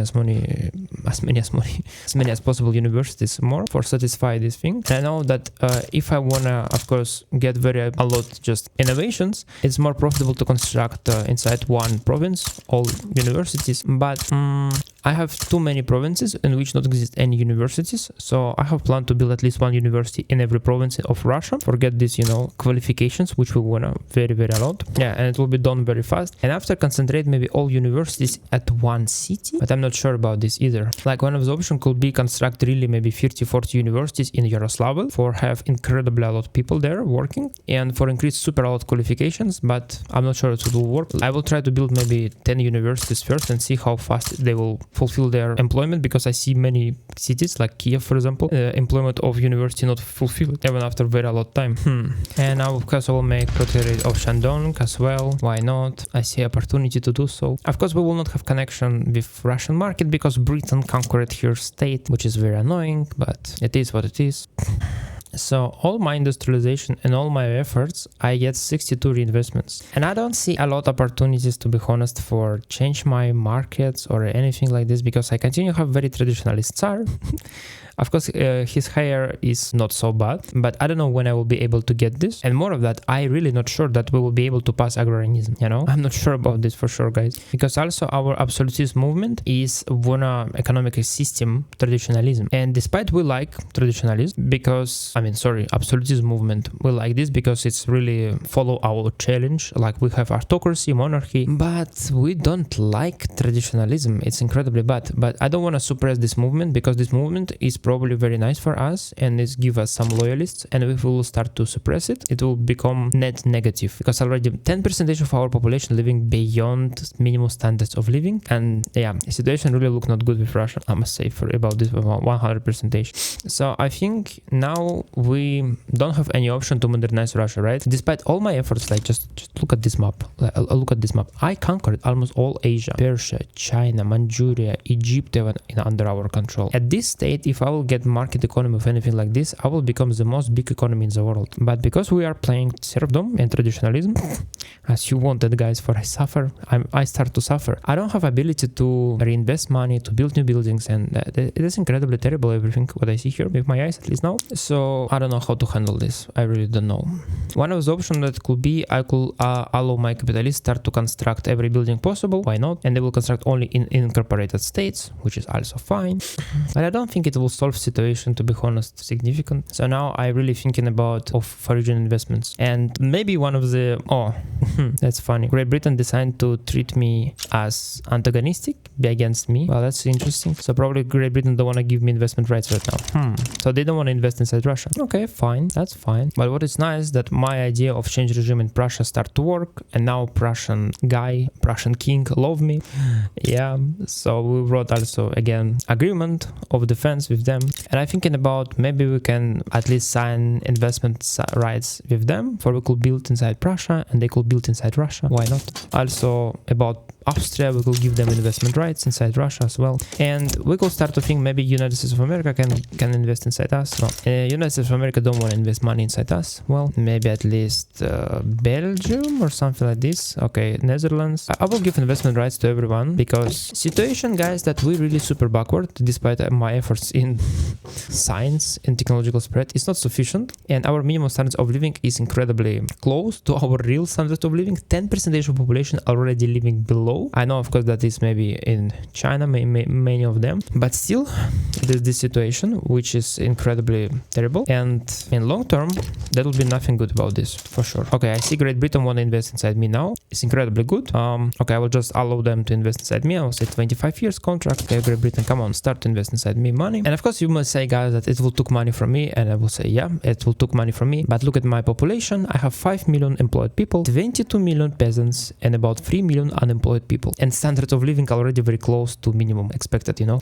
So, and if you see our economies right now, Great Britain has 62 millions, and probably they will grow even faster and faster, and probably nothing will stop them. Yeah. So if we will not become friends with Great Britain, if they will not start invest a lot of money in us, we will have big troubles because Great Britain will humiliate us definitely. And it's only one way how we can survive it is just try to be friends with Great Britain. And as well, we need to put efforts for become friends with United States of America, I believe. That will be also a super important thing. For they also could start to invest money inside us. Great Britain has alliance with Ottoman Empire. Not has any sense. Oh, look at this. By the way, America decided to attack Great Britain. They want to transfer Canada from them. That's funny. But idea that Great Britain in alliance with Ottoman Empire, this is really weird. This is very weird. I don't know why they're doing so. Decreasing autonomy of Horde. It took it a lot of years for do it, but now we do it finally. I see option that I could start fund lobbies in East India Company. It will cost me 50,000, but if it will let me to improve situation with them, it will be incredibly nice. Increase interest group desire to join political lobby who are friendly towards us and others. So I think I can spend money on this for improved relationship. Of course, it will be probably super inefficient spending of money, but I don't have any problems right now in the world. Like Great Britain now, I think since we give them investment rights, they become quite kind to us. They just worry about us, which is fine. Not exist any problem. China not dangerous. Japan not dangerous to us. Ottoman Empire, we separated this so good that now it's not dangerous for us either. France, we have Austria and Prussia, which will protect us from France, I believe. Which are problem. So main problem is East Indian Company, which hate us. So I think invest this 50,000 pounds will be incredibly smart decision, and especially of economy of East Indian Company, which growing incredibly fast. Now it's 80 millions already, and Russia has only 57 millions, so their economy 50 million bigger than ours. So what I could say, guys, be undeveloped country with serfdom, monarchy and autocracy is really hard. It's really hard. 19th century is a very bad idea to be conservative, you know. And literally I just only say about Prussia that they will protect me from France, and they decide to do unification and go at war with all German states and France. Yeah, what a nonsense. What a nonsense, Prussia. What are you doing? They have very little military, and French military is quite big. Well, I think definitely Prussia will lose this. Maybe we need help Russia. I don't know about this, guys, for sure. Maybe I want to help Prussia because, of course, you may say that big Germany maybe will be dangerous for you, and maybe it's true, but I don't want to for France be powerful because I worry for France, to be honest. So negotiate support, war goals. I will just support without any war goals, I think. Yeah, come on. But I think I will do it later, not now. I will do it at late stage where for France not have ability to put additional war goals against me, because I don't want to for France force me to stay in this war forever. I want to just, you know, help Prussia for France not conquer a lot of French like Prussian territories. But if Prussia will be able to conquer some of these small states like around here, and we will help Prussia to unite with them, at least that will be, I think, not bad idea. Yeah. We celebrate British construction of railways, Austrian construction of railways in Russia. All right. I hope they will increase employment in Russia and decrease our unemployment, you know. Yeah. Right. At last day we enter for support Russia, support unconditionally. All right. I don't see a lot that maybe Spain only will go to support France, but it's not a big deal. Okay. How will look our front line? Front line not look super bad. That's nice. Here I think I cannot send my front line because that will be hard. I don't know what is this. is very strange front line. Okay, so we send our military here. We'll mobilize, I think, about 100 troops, which is quite expensive, but, you know, we can afford it, which is our problem, I guess. Advantage 29, I think it's not sufficient. Sufficient will be more. So for head 55 advantage. Yeah, we will have Prussia to become Germany. I know that it's bad for us because big Germany will be maybe dangerous for Russia, but I don't wanna for France become more powerful and for Prussia be weak. I need someone, I need strong ally, you know, and I hope Prussia will be my ally because they invest inside me. I give them investment rights, and I hope it will be sufficient for maintaining my ally for long term. Now it's advantage only 23, which is really not sufficient. So I don't want to maybe send so lot military to help Prussia to become Germany, but seems I will send all my Russian military will help them because I need not let France be strong, you know. Okay. And I was guaranteed independence of Iraq and Syria, and right now I need cancel this agreement. Like cancel, I mean rewrite them. For we don't have peace with them, I could declare war on them, make protectorate. Yeah, I don't see no one who will support them. Maybe Ottoman Empire, but it's fine. I could go to war with Ottoman Empire if I wanna. It's not a big deal for me because I wanna conquer now, make protectorate Iraq and Syria for with it. I don't know how to say it. Great Britain finished the relationship with me for what? Why? Not has sense. Well, whatever you say, Britain. Maybe of my infamy. Not sure about this. I think we had maybe because Ottoman Empire. I don't know. It's really strange that they become antagonistic for me. Maybe because I started to conquer Iraq and they wanted to conquer Iraq, as far as I remember this.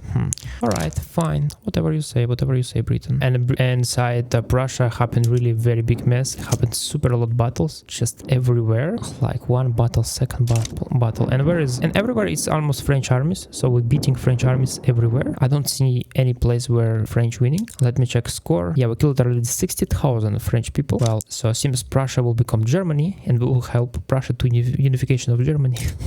Well, yeah, and I see invasion of France in Russia. Whatever France, if you want to do it, you could do them. But I will send my military there, so that's fine. I could enforce military access of Finland and Baltic states for they try to protect my Ingria. At least I hope so that they will do it. I also make protectorate of Syria. I hope no one will help them. Let me check. Yeah, I don't see no one who will help them, so that's perfect. We can even put like humiliate if they will not back down, for motivate them back down more, you know.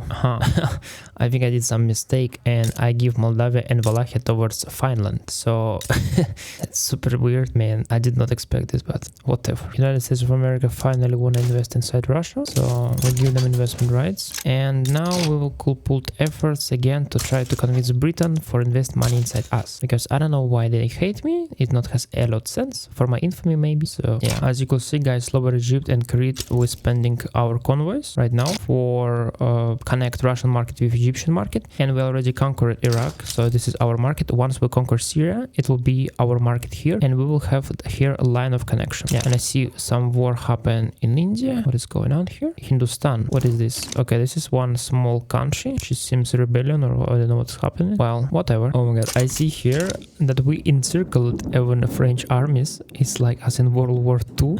I don't know, this is very interesting.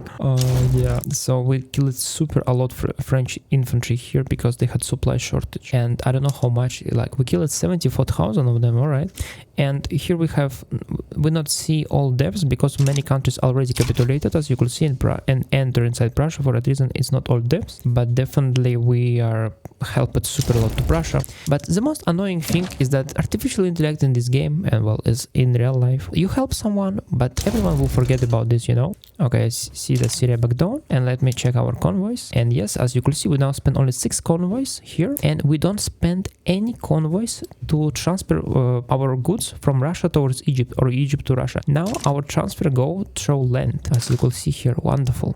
So Russia now finally connected with Africa. Serfdom dictatorship Russia. Yeah, by the way. So we could now start expansion in Africa because we don't have any limitation. For example, Darfur. I think that sounds as a very nice place for conquer. I have option to annex this country or make them my protectorate, and I think better just annex them. It will cost only 3.5 infamy, which is completely safe for us, I think. Right now I'm super happy with investments of Americans. They start to invest money as well in railways and logging camps in Russia, which is very nice. I'm super happy with this because my standard of living is already 7. Yeah, 7. Average standards of living in Russia 7. Oh my god, it's the worst in the world, guys. Let me check. Yeah, even in Africa people live age 9, 7.1. People in Russia live more worse than anyone in the world. 260 place in the world. Oh my god. Yeah, situation incredibly terrible. Yeah, for that reason, I'm super happy with foreign investments. I hope they will at least give work to my peasants and build factories for them, and we will increase these values, you know. Yeah. Let me check what is going on here with France. I see we're losing many battles against France because France decided to mobilize their troops or whatever the hell they doing. And yes, we quite problematic. Maybe we could stay in defense here for some time, wait until our troops here finish with Norwich, and we will send them here. And once we do it, hope will be sufficient for beat French. Yeah, 54 advantage. I think that should be sufficient. But here is problem that exists only one state, Alsace-Lotharing, and because of this, for France, it's incredibly easy to defend this place. But I think advantage 51. 51 advantage. I hope it will be sufficient for pass this, because we need conquer Alsace-Lotharing for Germany become owner of this place and France become weak place, you know, weak thing. I don't know. Also, my crazy expansion of universities make price on paper probably super expensive. For that reason, I decided just build also everywhere probably paper plants. You know, I think we can produce a lot of paper because we have a lot of cheap wood as Russia. So I think that will be super profitable business for us. Maybe I can click even auto expansion. By the way, yeah, why not? It's look very hard for us to beat French, but seems we start to win finally. I see every battle here and we're doing really nice. We're not killing a lot more French people than we're losing, but that's sufficient. Decreasing autonomy of Chan. Very interesting opportunity, because right now start to happen war for independence between Norway and Sweden. Sweden has opportunity to become my protectorate because they become minor power, and I want for they become my protectorate. Why not? That will be very nice. And I see not a lot of country will support Sweden, like no one will support them, only Brazil, maybe Netherlands, and I don't care about Netherlands and Brazil. So come on, let's make protectorate from Sweden. And in this war of independence, I will be very happy to support Sweden, but seems I cannot do it. But yeah, whatever. I hope Sweden will capitulate from my protectorate plate show. Maybe I can also say something like humiliation. So if Sweden will not capitulate, they will be humiliated. I hope it will be sufficient for convince them to capitulate, because I don't wanna for Sweden lost Norway, and Sweden will lose Norway 100% if they will not capitulate from war with me, because I will destroy Swedish military and they will lose Norway completely. Wow.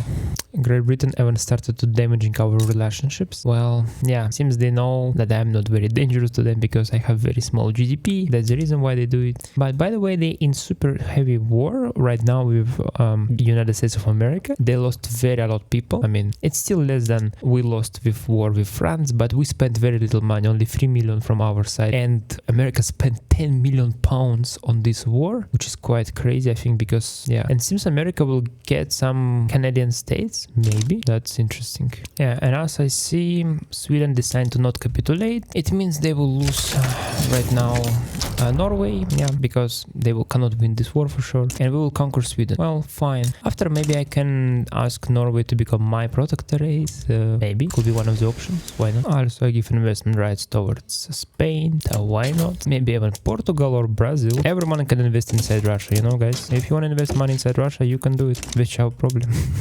Okay, we signed peace treaty. I mean, it's not was me, it's Prussia, and this was very weird. Seems Prussian money finished it and they decided to sign treaty, but they not conquer Alsace-Lotharing, they not conquer Baden. Well, that's quite interesting, but anyway, Prussian economy increased more than 2 times. Their population also, I think they had 10 million or something like this. Now they have 50 million population and 21 million GDP, and it will grow very fast because of, I think, big German market. So I hope everything will be fine. I hope so. In reality, I will be super happy even to change alliance from defense pact towards alliance with them. I don't see, to be honest, a lot of options that it will happen. So fine, we will have defense alliance with Prussia, which is completely fine for us. It's the most important thing which I want to have, because if Britain will attack me in the future, I hope Prussia will help me. Yeah, this is in my brain at least. Oh, because I liberated some part of Hokkaido, I can start to colonize it, I think. No, I cannot do it because Japan had their interest and claim. What?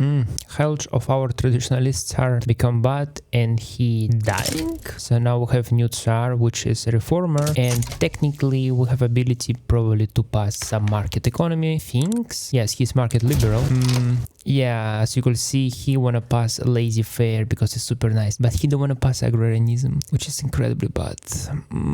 Well, what I'm supposed to do in this situation? I need pass agrarianism because interventionism I cannot pass because I have serfdom. Yeah, and I cannot cancel serfdom because this is rules of our game.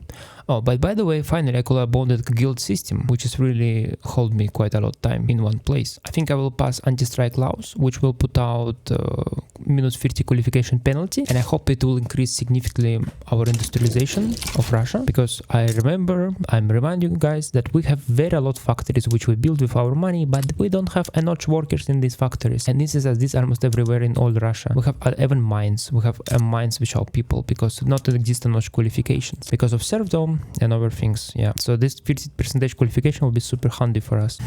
Sweden officially become our protectorate, and at the same time Norway will get independence. Oh, they already get independence. Alright, fine. And now we could try to make Norway our protectorate, and I see only France will try to protect them, but France have very big problems right now with their army because we destroyed their army thanks to Germany. So I think we can make protectorate of Norway relatively easy. I don't think France will help them. Maybe we could humiliate Norway. Yeah, for convince them, you know. And by the way, you could see right now, guys, the Great Reformer, like it's 1860s when Russia become independent, when Russia become free country, like from serfdom. I think serfdom cancelled in Russia in 1861 or something like this, and it was already quite late in the game. Sorry, I mean in real world this was already super late, and many other countries were look at Russia as super backward, super undeveloped, and very weird country which was doing such things as serfdom for so long. For that reason, right now in 1862, and we don't even have plan in our mind to cancel serfdom. It's really become now a social experiment what will happen with Russia if Russia will never cancel serfdom. And as far as we see, results is really terrible already. Our standards of living is very low, and more of that is falling down. I don't know why. That's a very weird situation. I don't know why it's falling down so a lot. I really don't have a clue about this. Maybe food market. Okay, yeah, I see we have shortage of food. No, we don't have shortage of food. We have shortage only of meat and fruits. Maybe we can construct more, I don't know, fruit things, fruit farms, more meat farms. Maybe it will help us somehow improve situation of quality of life, at least for food be cheap in Russia, you know. I'm very skeptical, to be honest, about this, guys, I must say. I'm not sure if it will help, but let's try to do it. I also start to think that maybe we can make protectorate of Denmark. Only Ottoman Empire will support them, and Brazil, but to be honest, I'm feeling scared of Brazil. Like, why would I feel scared of Brazil? That's not scary. And if we will go at one war with Ottoman Empire, that would be not a bad idea, because I could liberate a lot of states from Ottoman Empire, I believe, transfer Serbia to Dutch, so it'll be even nice if they will enter inside this war with me. Okay, wonderful. Ottoman Empire decided to enter inside this war. Well, it's their choice, they could do whatever they want. So we're preparing full military scale war with Ottomans now.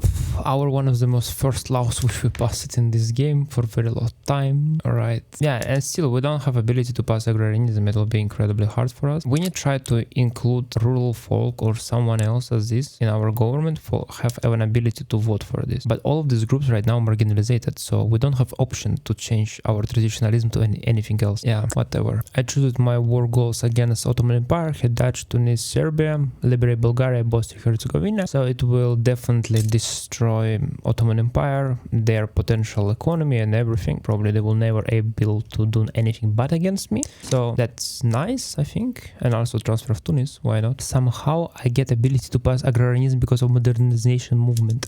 Alright, guys, I could try to pass it. I have zero interest support groups, so it's not a lot of chance that I can do it, but I can try. And let's see what the modernization movement is saying. Yeah, modernization movement is bad for us because they wanna put out serfdom, and serfdom is main thing of our playthrough.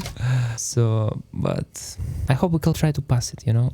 And I think our war with Ottoman Empire started already, and we can enforce military arrest show Sweden and send military towards Denmark here. Wonderful. And our war started with Ottomans already, and we starting destroying their troops here. Yeah, that's look nice. They have 42 defense, but we still crushing them because we have a lot more troops than Ottomans. Oh, here they decide to attack us, and we're standing in defense. Oh my god. Yeah, we will destroy very fast Ottomans here. So now we can go even at war with them full scale, just send towards attack, and I think we will win even in attack him. Their military. Wonderful. Yeah, and Ottoman and front line look incredibly good. So let's see in Denmark front line. That's look even better. Yeah, especially when Denmark decided to attack us. What they are doing. What are you doing, Denmark? So we have now Protectorate of Norway and Sweden. It's our Nordic countries, and I hope I could get something from these countries. I wanna for these countries invest money inside me. I really wanna for them invest money inside me. And what I'm gonna do, I could give them obligation. I will give obligation towards Denmark for the invest. Sorry, Denmark, Norway.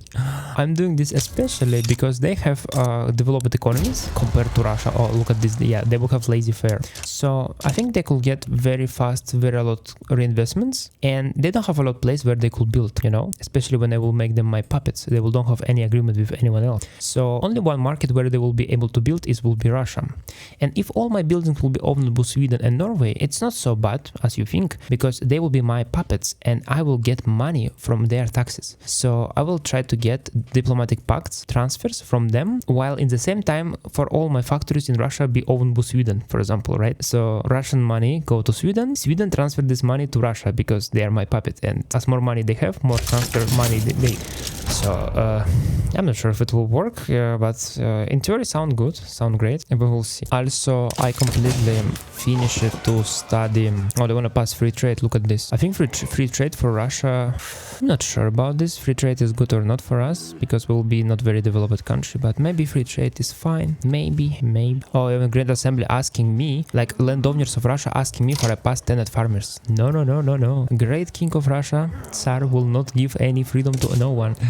Okay, and in our technology, as you can see, we increased our spread quite a lot, which is very nice, but still we probably could increase even more, because my, for example, goal to get same spread as Sweden have right now. They have 39 spread to 118, and my spread is 34 to 100. So I need maybe 80 universities more or something like this, as I mentioned even before this. And I want to do it because we need to be developed country, but we don't have ability to have weekly innovation. For that reason, we will build very a lot of universities for get technological spread and not innovation itself, because we have very big cap on this. So now we finally researched all second level technologies, and we could now go to third level technologies, which means we could research sharpener artillery and machine guns even. Yeah, so I don't study production or society technology for a very long time, and I will rely completely on technological spread by a lot of universities. All my investment of technology will be now in military, because we have, look at this guys, we have the biggest empire the world have ever seen. I mean, we're controlling a huge portion of Europe, and especially if we go to Russian market, like look at this. Oh no, it's for security with a moment trade. All right, fine. You will see that we're controlling huge portion of Europe and North, especially controlling even North Africa. Oh my god, Asia, China, and our goal right now is just survive as long we can, because once Britain will finish their industrialization, they could destroy us super quickly and super fast because of serfdom. So now my goal is just invest money in military for protect all of these territories as I can, and I still not sure about civil war, guys, because we have very low standard of living and it's not very growing, I must say. For that reason, maybe we will get civil wars, and that's quite interesting. But my experiment with universities in Yaroslavl start to work in reality. I see very a lot like full employment, so we can build probably I think 40 universities, maybe in Yaroslavl 11 or 50 for sure, and see how it goes, because it gives throughput bonus. For that reason, it's more cheap to build at one city. And also, if we have solo university, I think they should get very a lot of qualification to people, and eventually it should generate a lot of workforce for my factories inside this city, at least in theory, because even 10 universities generate already plus 165 qualifications, which is very a lot, and 50 universities, I don't know how much they will generate, but I think that it is crazy. And because I did so a lot puppets, I have super a lot of authority. I have 1.6 thousand authority. Yeah, that's unbelievable. That's very a lot. Like I'm getting 500 additional authority per subject. Oh my god. So that's why I can put very a lot taxes different, and I could suppress many movements. For example, peasant movement, I could suppress modernizer movement. Maybe I will suppress later when I will pass agrarianism. And I could put additional taxes, by the way. Yeah, opium, for example, and transportation. Why not? So my maybe quality of life falling because of these consumption taxes. Yeah, because as you could see, we're generating 81,000 already from consumption taxes, which is very very a lot of money. More of that happened. A very strange situation. I don't know what happened, how it's possible, but Netherlands become minor power as well. That's probably because they lost British East Indies, and so now they probably own nothing. Let me check what Netherlands own. Yeah, they own nothing. So maybe we could try to make protectorate of them, and I don't see that no one will protect them. So that's perfect. Let's colonize Western Europe, guys. Our war with Ottomans come to the end. We killed 155,000. We lost 120,000 soldiers, but we get our new protectorates as Tunis, Serbia, and we liberated Bulgaria from Ottoman Empire. Hidach as well we get. So Ottoman Empire now will have only 15 million economy and 20 million population, which will force them to become quite a developed country, I believe, and they will not be able to get to become competitor of Russia in the future. So I think that's really nice. It's something which we could proud of. Our enforcement already reached almost level 4. It's level 3, but I will go to level 4. We have bureaucracy for this, for control our radicals, At least what is happy about is that 10.8% started living below minimal, and it's continue for a very long time as this, not growing this number, at least for last several years, and I'm very happy. Yes. And here exists a couple problems. For example, that I believe because we cancelled guildy system, it's allowed to very rapid privatization of building, and many other countries privatize them, like America, Austria, Prussia, and I think it's not bad. I think in some moment I could just declare war on United States of America and put war goal privatize building, and I will just privatize all building of United States of America, nationalize, sorry. So I think that's fine completely. Independence of Bulgaria exposed cracks of Ottoman sphere. That's very interesting.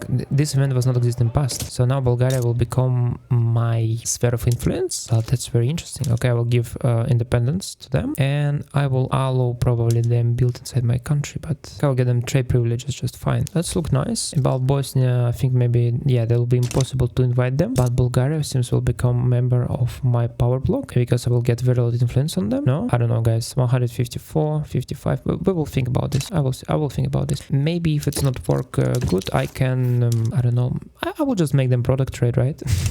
That's fine. Also, I decide that Belgium with 8 million GDP is minor power for some reason. I don't know why. If I will make them protectorate, I have a probability that Spain will try to go fight with me for this. But Spain is not sound scary at all, and Brazil either. So I think we can do it. It's the most important for Great Britain not to start to support them, because fight with Great Britain, I don't want this for sure. But all other countries I can fight. Sure problem. Spain, Brazil, that's fine, because 8 million, that's very big economy. I want to have them in my market, because what I figure out that, okay, British people probably will industrialize more fast and their economy will become bigger, but at least for a very long time, at least what I think, I can maintain my market quite close to British market, or right now we have 4 million British market GDP, and Russian market is 3.4 million, so we have 1 million less market size, but it's still we second the most big market in the world after British, and we are very close to British market, and more of that, our markets are connected, bullet, all of them, so we not rely on fleet, which is very different from British market. For that reason, everything look perfect. Problem that we have Serfdom. Okay, eventually when I build 40 universities at Yugoslavia, I think I suck all workers from all factories. Now we don't have any workers and we don't have even full employment in university. Well, sometimes it's happen. So now I'm thinking I can build also in Tula maybe universities. I don't know how much exactly, maybe 20 universities, because they have very similar population as in Yugoslavia. So I believe it's in Yugoslavia I was able to get approximately about 24,000 people working. So it's 20 universities I could build, which are probably in Tula as well. Also we have ability to make product series of Hunan, Hebei, because they don't longer have peace with us. We successfully passed agrarianism, which give us efficient contribution, efficiency. And our reinvestment doubled immediately from 80,000 to 177,000. Oh my god, guys, this is unbelievable. But we have some problem, we have only 87 economy ownership, so foreign countries buying our GDP very fast, but well, whatever is this, that's fine. Maybe I'm not sure that is fine, but maybe it's fine. At least I want to think that it's fine, Nice. Unan back down, and we could do absolutely the same with Hebei, make product trade, and I think they will back down as well. I like conquer Chinese states, like they have so little military. Yeah, so they all back down. Yeah, you could check out Российская империя. We have even Belgium, Egypt. Oh my god, we literally the second biggest empire in economy and power after British Empire. Yeah, that's fascinating. And with agrarianism, I think we will doing a lot times better than what we were doing before. At least I think so. So at least I see we have a lot more profits than we had before. I don't know even why it's happening. That such explosion in dividends. Oh my god, yeah, I understand. We had about 20,000 in dividends. Now we have 50,000. Yeah, that's a lot. Very huge growth. All right, and now I see we don't have any other option to do nothing with China because we already liberated all states possible, and right now their capital are already in Sochi. We could liberate I think here also one small Sochi place, but because here is capital of China, we cannot liberate this place anymore. So if we will go at war with China, we will be forced to conquer states, and I don't feel fear from China. Right now they have 60 million GDP, quite small, so I think maybe better not touch China now, like completely. We don't have any problem. But what is very interesting, I see that Japan become minor power as well. I don't know why it's happening as this. That's really very strange. Oh my god, they declared bankruptcy. Oh, look at this, they declared bankruptcy, so we can make protectorate of Japan as well. Oh my god, guys, come on, we need to do it. That's wonderful. Look at this, only 4 offense, 5 defense. Yeah, unbelievable. What a lucky play throw I have for Russia. I surprised myself, guys. I think I can humiliate even Japan or force them to, I don't know, whatever. And I want to revoke claim of Hokkaido, for they revoke claim of Hokkaido, and as well I want to we liberate Hokkaido, so far I can colonize this land, something like this. All right, I hope they will capitulate, which will fight with me because I don't want to fight with them. It's annoying. Fun fact that we don't have enough workers ever for construction sector because we don't have a lot of qualifications. Yeah, that's going slowly, but we have a lot reinvestments, 200,000 reinvestments. So our economy start to grow immediately. As you can see here, like was 70 million, now 73 million already, which is crazy growth. Like, that's unbelievable. I will try to build as many as possible construction sectors right now in many places for get construction sectors for spend this money which I have. Hope it will be sufficient. But something good happened. Now it's not British East India Company, now it's British Raj, which means this is directly territory of Britain, I believe. So probably right now they will not start war with me, probably. I don't know, I'm not sure about this, but I will try to do my best. We already have neutral relationship a little more, and we will get cordial relationship with them. But Great Britain is still hate me. Whatever. Wonderful. Japan decided to back down, and now they our protectorate. Unbelievable. Unbelievable. This is back where you have so low infamy for protectorates. So impactable. I never realized this, guys, I must say. Yeah, now our market bigger than British. 4,061,000. 4.61. Okay, we made Russian markets bigger than British. Well, that's very fascinating, but I think it's temporal. I think Britain will overpass us in long term, but that's impressive still. Like agrarianism allowed us up to 651,000. No.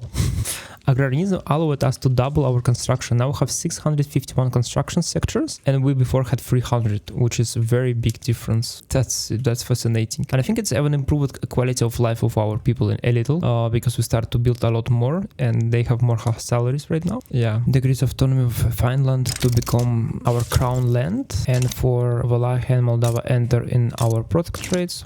Yeah, wonderful. And I completely forget that we have ability to pass free trade, and I think free trade is very nice for us because we have quite a lot of trade advantage if we do so, plus 25, and I believe we have really so lot different small countries on our market that they anyway parasitize on us. That's reasons, for example, we have Netherlands, we have Belgium, and they on our market, and because they on our market, they will produce luxury cloth, luxury furniture. You can see here like GDP of Belgium just exploded. Like they selling now super a lot cheap like furniture, cloth, everything into Russia. For that reason, we're not benefiting from this, you know, but we're benefiting in meaning that we have big market, and they are our protectorates, and I hope that in future they will become our puppets. Probably not now, but in the future I hope so. For that reason, yeah, that's still beneficial for us overall, but it's really don't have any sense for not have free trade, because I think free trade is good. It's increased trade volume and others, so we can do it for sure. Look at this. Great Britain Britain decided to conquer a lot of Chinese states here. Western Guangzhou, Guangxi. Well, that's really quite sad that they're doing so. Does I want to prevent Britain from doing so? I don't know. If I will prevent Britain from doing so, I will save quite a lot millions people Chinese here. But at the same time, I don't want to go at war with Britain because of this, you know. So maybe I can let Britain conquer the states, and after, when I will declare war on Britain at some point, I will maybe just liberate the states. But when I will declare war on Britain, I don't know.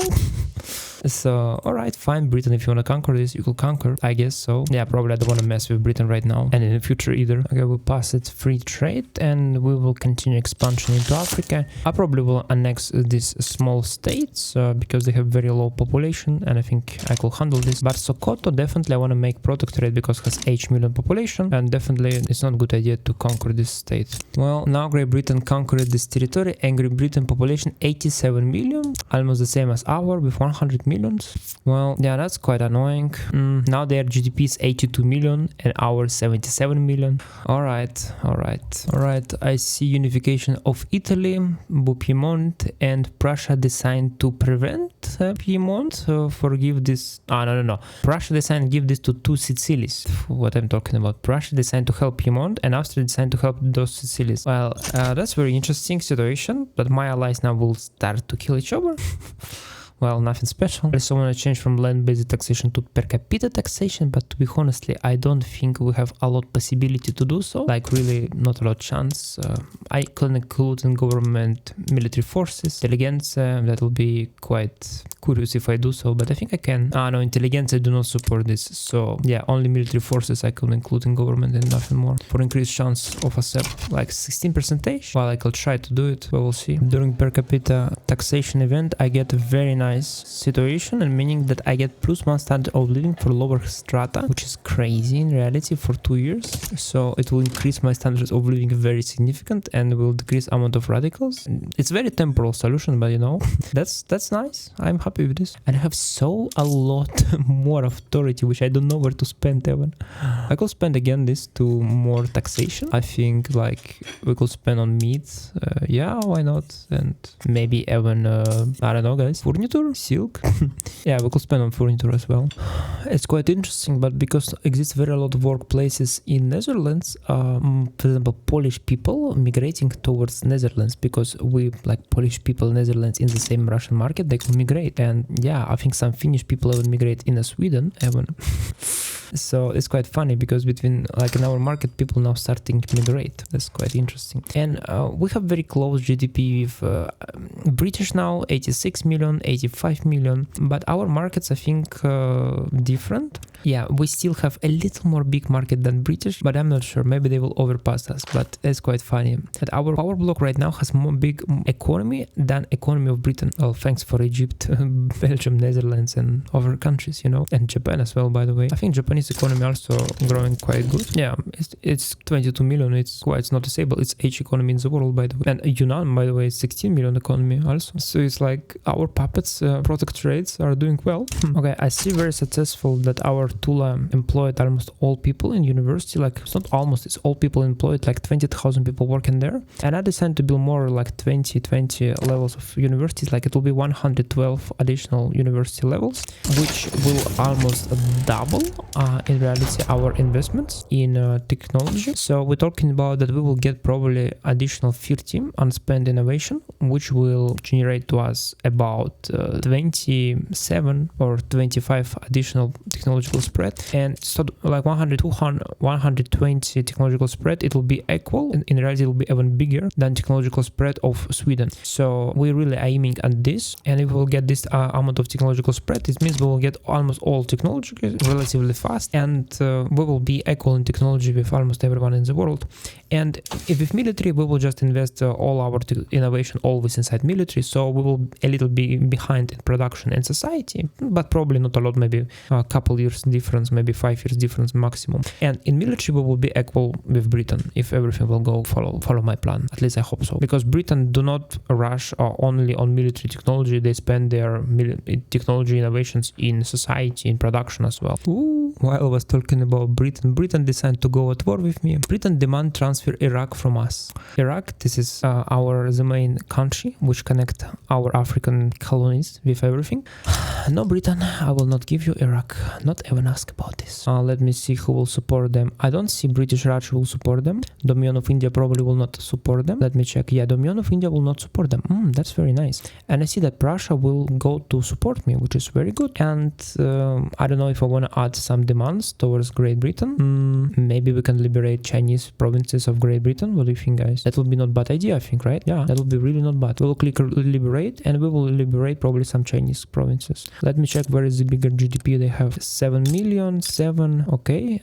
So it's about 14, 20 million GDP here, and here is only 3 million GDP. Okay, so I will put this as my primary goal, liberation of Fuye. And it means that the Dominion of India will not participate in a war, probably with a very low chance, I hope. And Britain has very little military compared to ours, like 200 battalions, come on. We have 300 battalions, and we have now sharpner artillery everywhere, and we have 9,000 of military power projection, while Britain has only 500. So yeah, that's nice. So we can prepare for war. I see that I cannot put here my army. That's I don't know why. That's quite interesting question. Probably because Yunnan is not participating, because this is event happening in Iraq. All right, fine. As you wish, Britain. As you wish. Oh, they want to transfer even Egypt and Persia. Ooh. No way, no way. Okay, so now we will ask Russia to help us. I know that Russia a little busy with war with Austria for Italian leadership or whatever. Like Austria literally destroyed right now because of Prussia. If we check Prussian economy, it will, yeah, disaster. Prussian economy, Austrian economy, sorry, fall 2 times because of this very terrible war. Yeah, thank you, Britain. I don't know how to say it. So, okay, here I will not probably protect nothing because it not has sense to protect Bahrain. I don't feel interested in this at all. All right, wonderful. So we will have 240 battalions, and Britain will have only 260 with even, yeah, we're fine. I don't need to even build more armies. I think we can defend very easy with this amount of army. In the worst case scenario, I will build additional military while we'll be in war. So now, guys, I think you understand why I was telling you that we need to conquer Iraq and Syria for have here land bridge towards Africa, because Britain will definitely just destroy us like completely. If you see, Britain have 200 fleets and its power projection is almost 5,000, and we have only 70 for fleet, and I don't want to build big fleet, to be honest. I think it's not worth it at all. And as you could see, because we don't have fleet and because we have land connection, we really don't feel scary of Britain. Like, they have not very big military, so why would they feel scary of Britain? I don't feel scary at all, you know? Yeah, that's so simple. They want to transfer solo states. Well, that's really weird. Now we ask help of Britain, sorry, of Prussia. And in reality, I can even ask war goal of them. That's interesting. But I don't know what war goal Prussia want. They want investment rights inside Lower Canada. That sounds very weird. Thank you. Prussia, I don't need this, so I will just call them as my ally, and I will enter here probably without any problem. All right, wonderful. Oh my god, look at this. They even worried. Yeah, of course you're worried, Britain. You better be worried. Yeah, with power of Prussia, like, you cannot do nothing. You're dead. Oh my god. All right, I will not put any war goal right now. I'll wait until it's finished. And I figure out what is going on here. It's like they have defiant attitude towards Great Britain. So the Dominion of India hate Britain, and for that reason they don't want to help them. Yeah, like, yeah, for that reason they don't want to help. If India will go to help Britain at this war, well, probably I will lose. I don't know. That will be very heavy. But right now it's incredibly. It will be super easy war, I guess. Oh, even Austria, by the way, agree go with me to war. I could ally. I could call them as my ally. Oh, really? Oh, wonderful.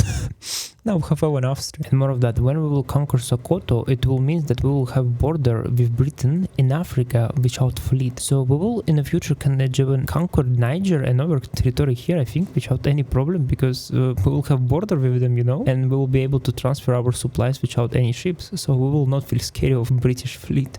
Yeah. And also our country which we need to liberate is Zili and Benjin. Well, yeah, we need to do it for sure also, and we could make it primary as well. Why not? And also we could maybe humiliate Britain. I think so. But now I'm thinking that technically Great Britain could click on Dominion of India and force them to enter inside war with us. Oh, that's funny. Dominion of India has a defense alliance with United States of America, and United States of America supporting independence of East Indian Company. Oh my god, this is wonderful. So seems United States of America will destroy Great Britain by liberating India or supporting them. So seems will be very soon war for independence, and this war will be supported by United States of America. That's very interesting. Yeah, it seems Britain will be destroyed by America, and I hope America will not destroy me in the future.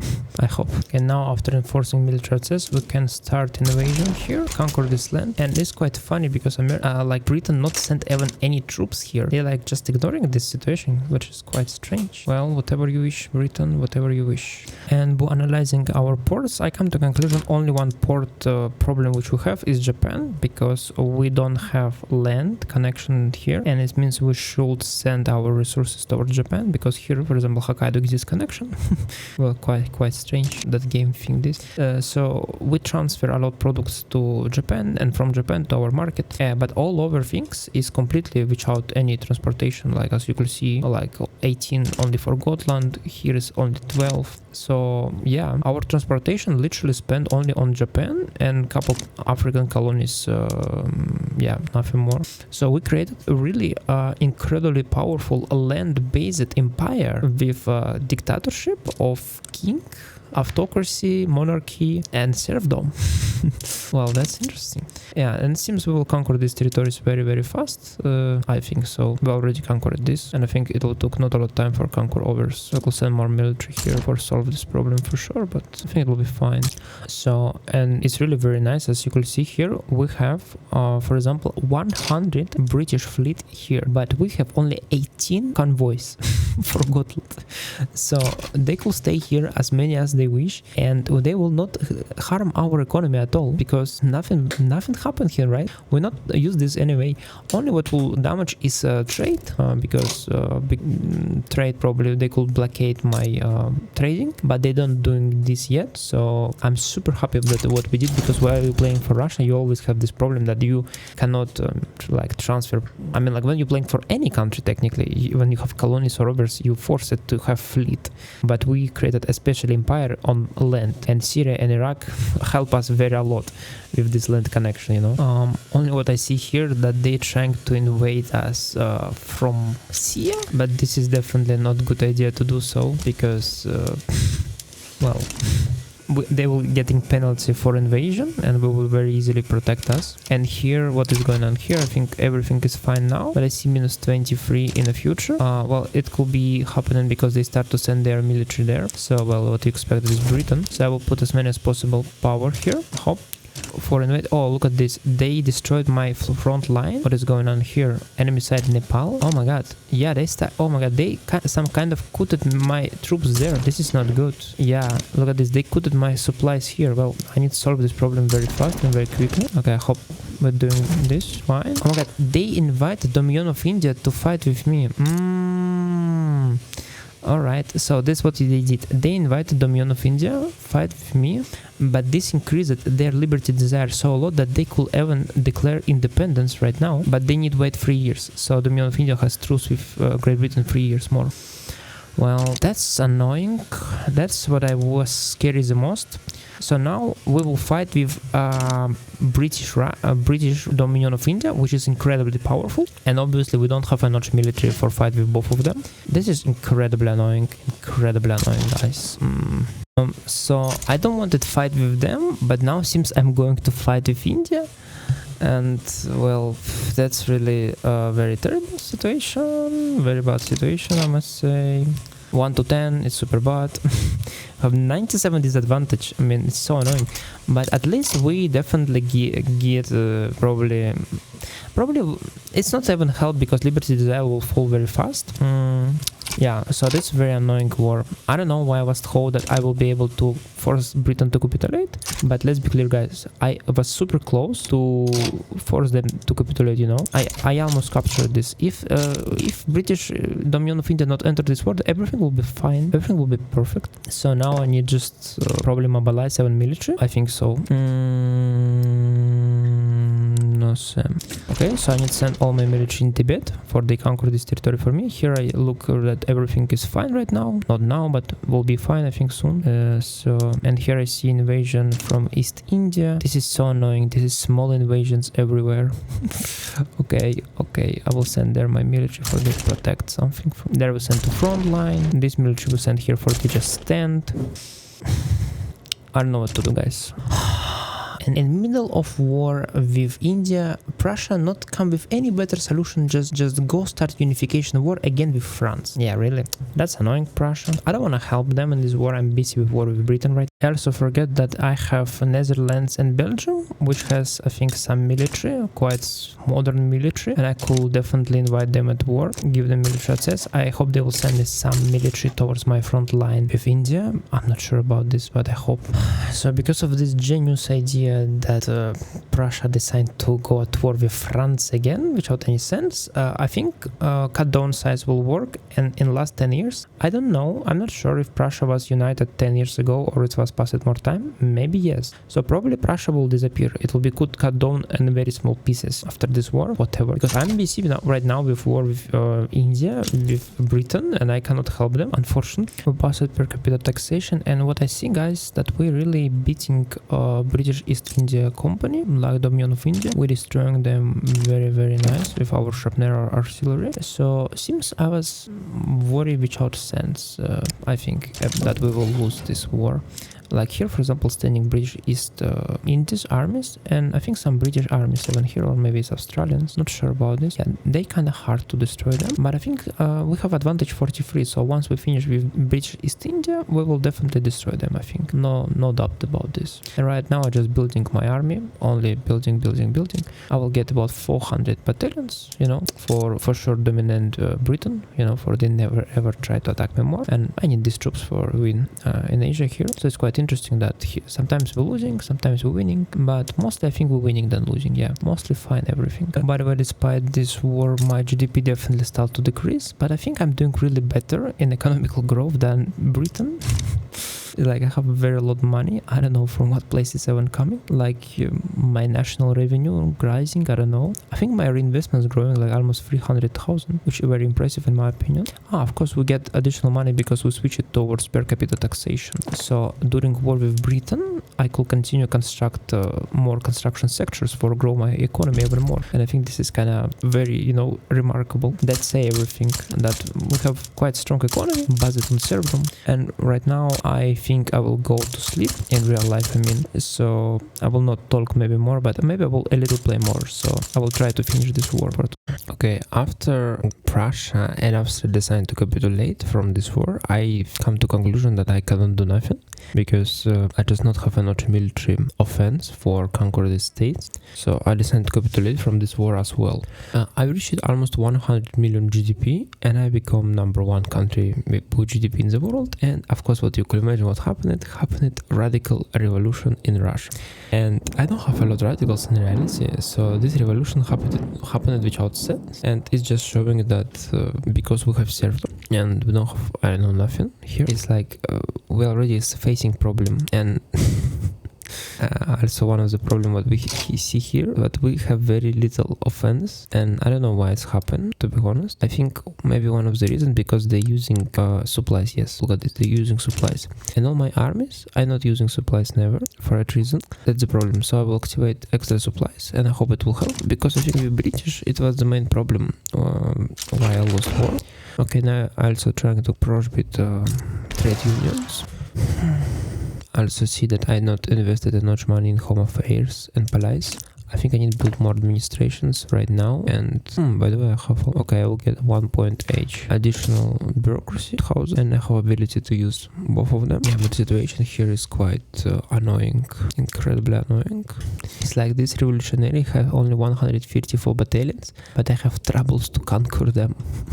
It's unbelievable. Okay, now finally when I give supply to my troops, seems they start to win these battles, kinda. Yeah, alright, fine. Russia saved it.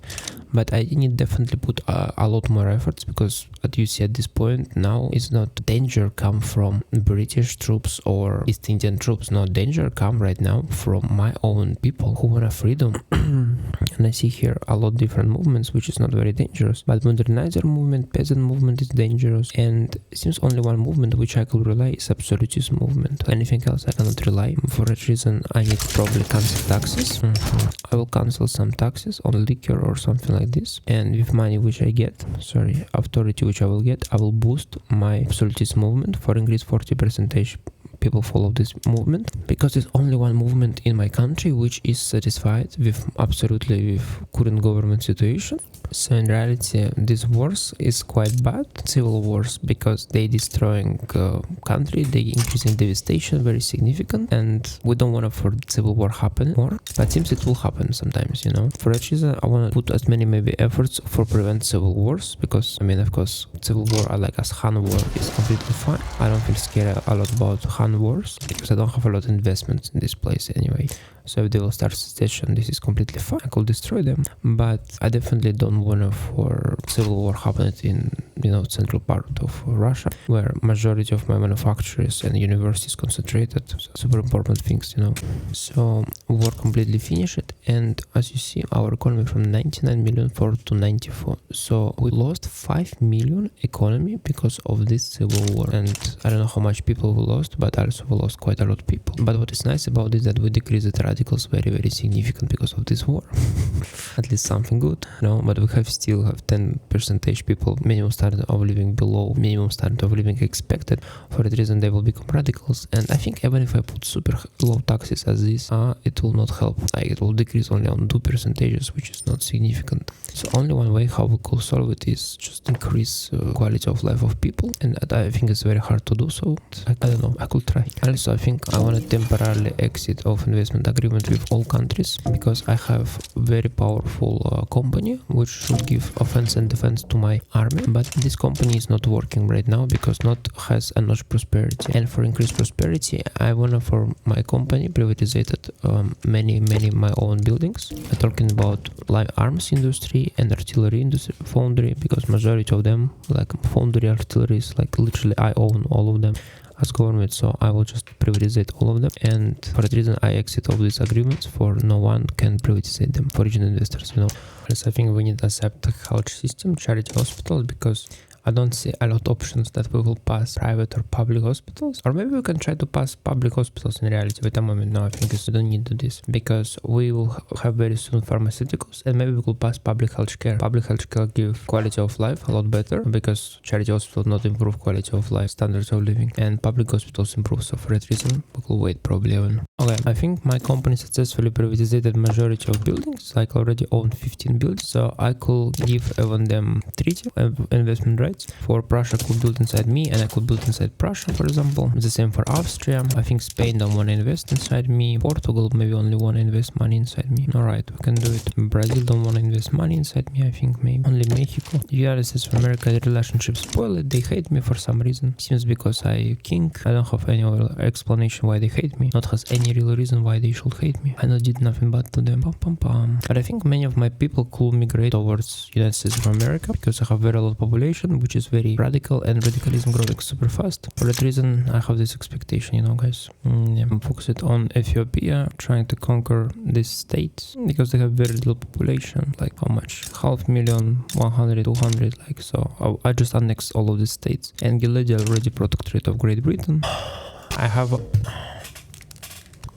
already 323 university, and I will construct even 87 universities more. I have strategy where I construct maybe right now in each province only those or 3 universities. I'm doing this for increased grammar qualifications inside these universities for people who work, because I think for in states like Yaroslavl, we have very a lot already quite developed population. Literacy is quite slow, but qualification is really quite high in reality here because of this. But more impressive for me is Moscow. I don't know what is literacy in Moscow. Maybe it was more high. Yes, literacy 51, but almost everyone in the Moscow already working in the factories. I mean, like not everyone, like 26% still peasants, but it's super industrialized place already. 26% peasants for Russia.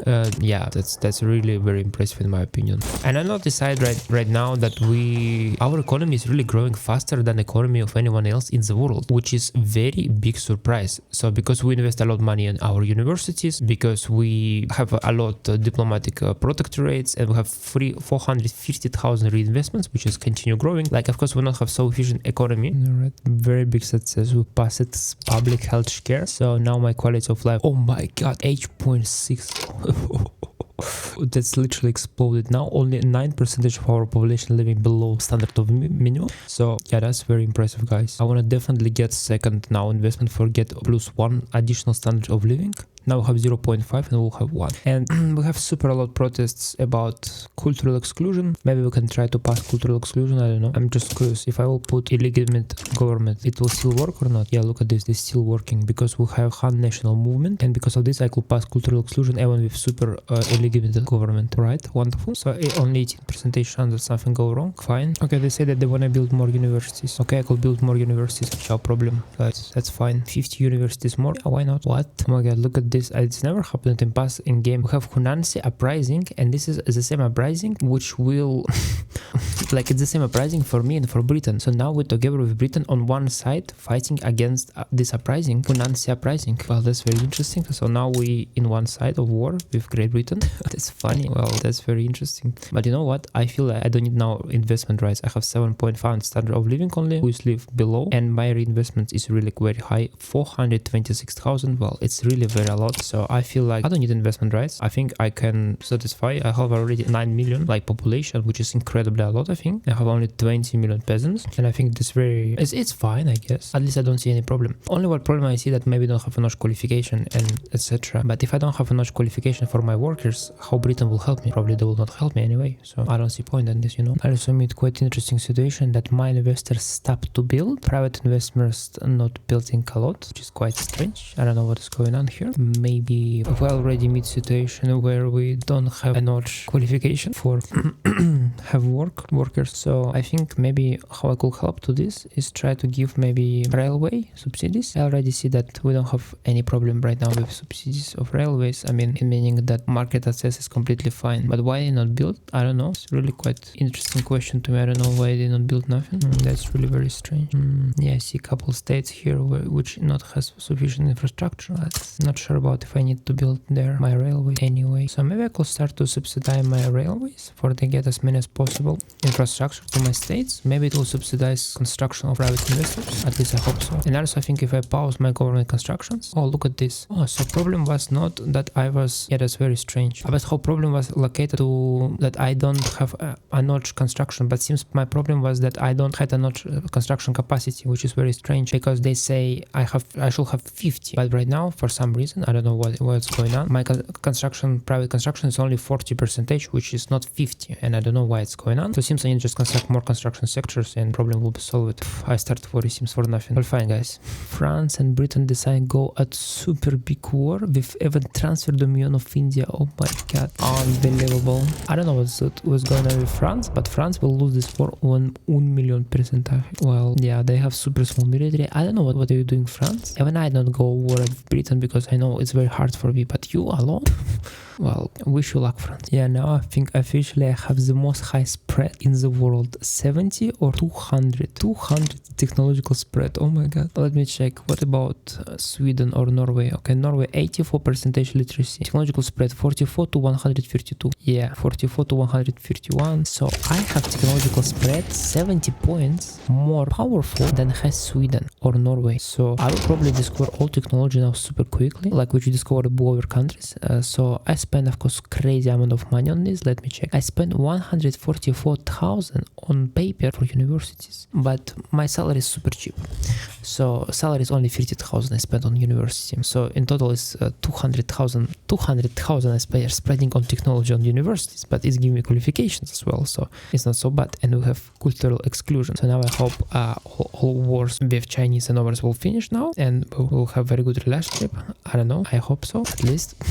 So maybe I can conquer maybe even over states, Chinese, when I will run out of infamy. Because what to conquer more? I don't know. I completely conquered all Africa. Now it's all my protectorates, or I conquered these states. So I don't have any possibility more to fight here. And only one place where I'm fighting is now Arabia. Because I remind you about these guys that we want to have land connected empire without fleet. Because we want to save money on fleet.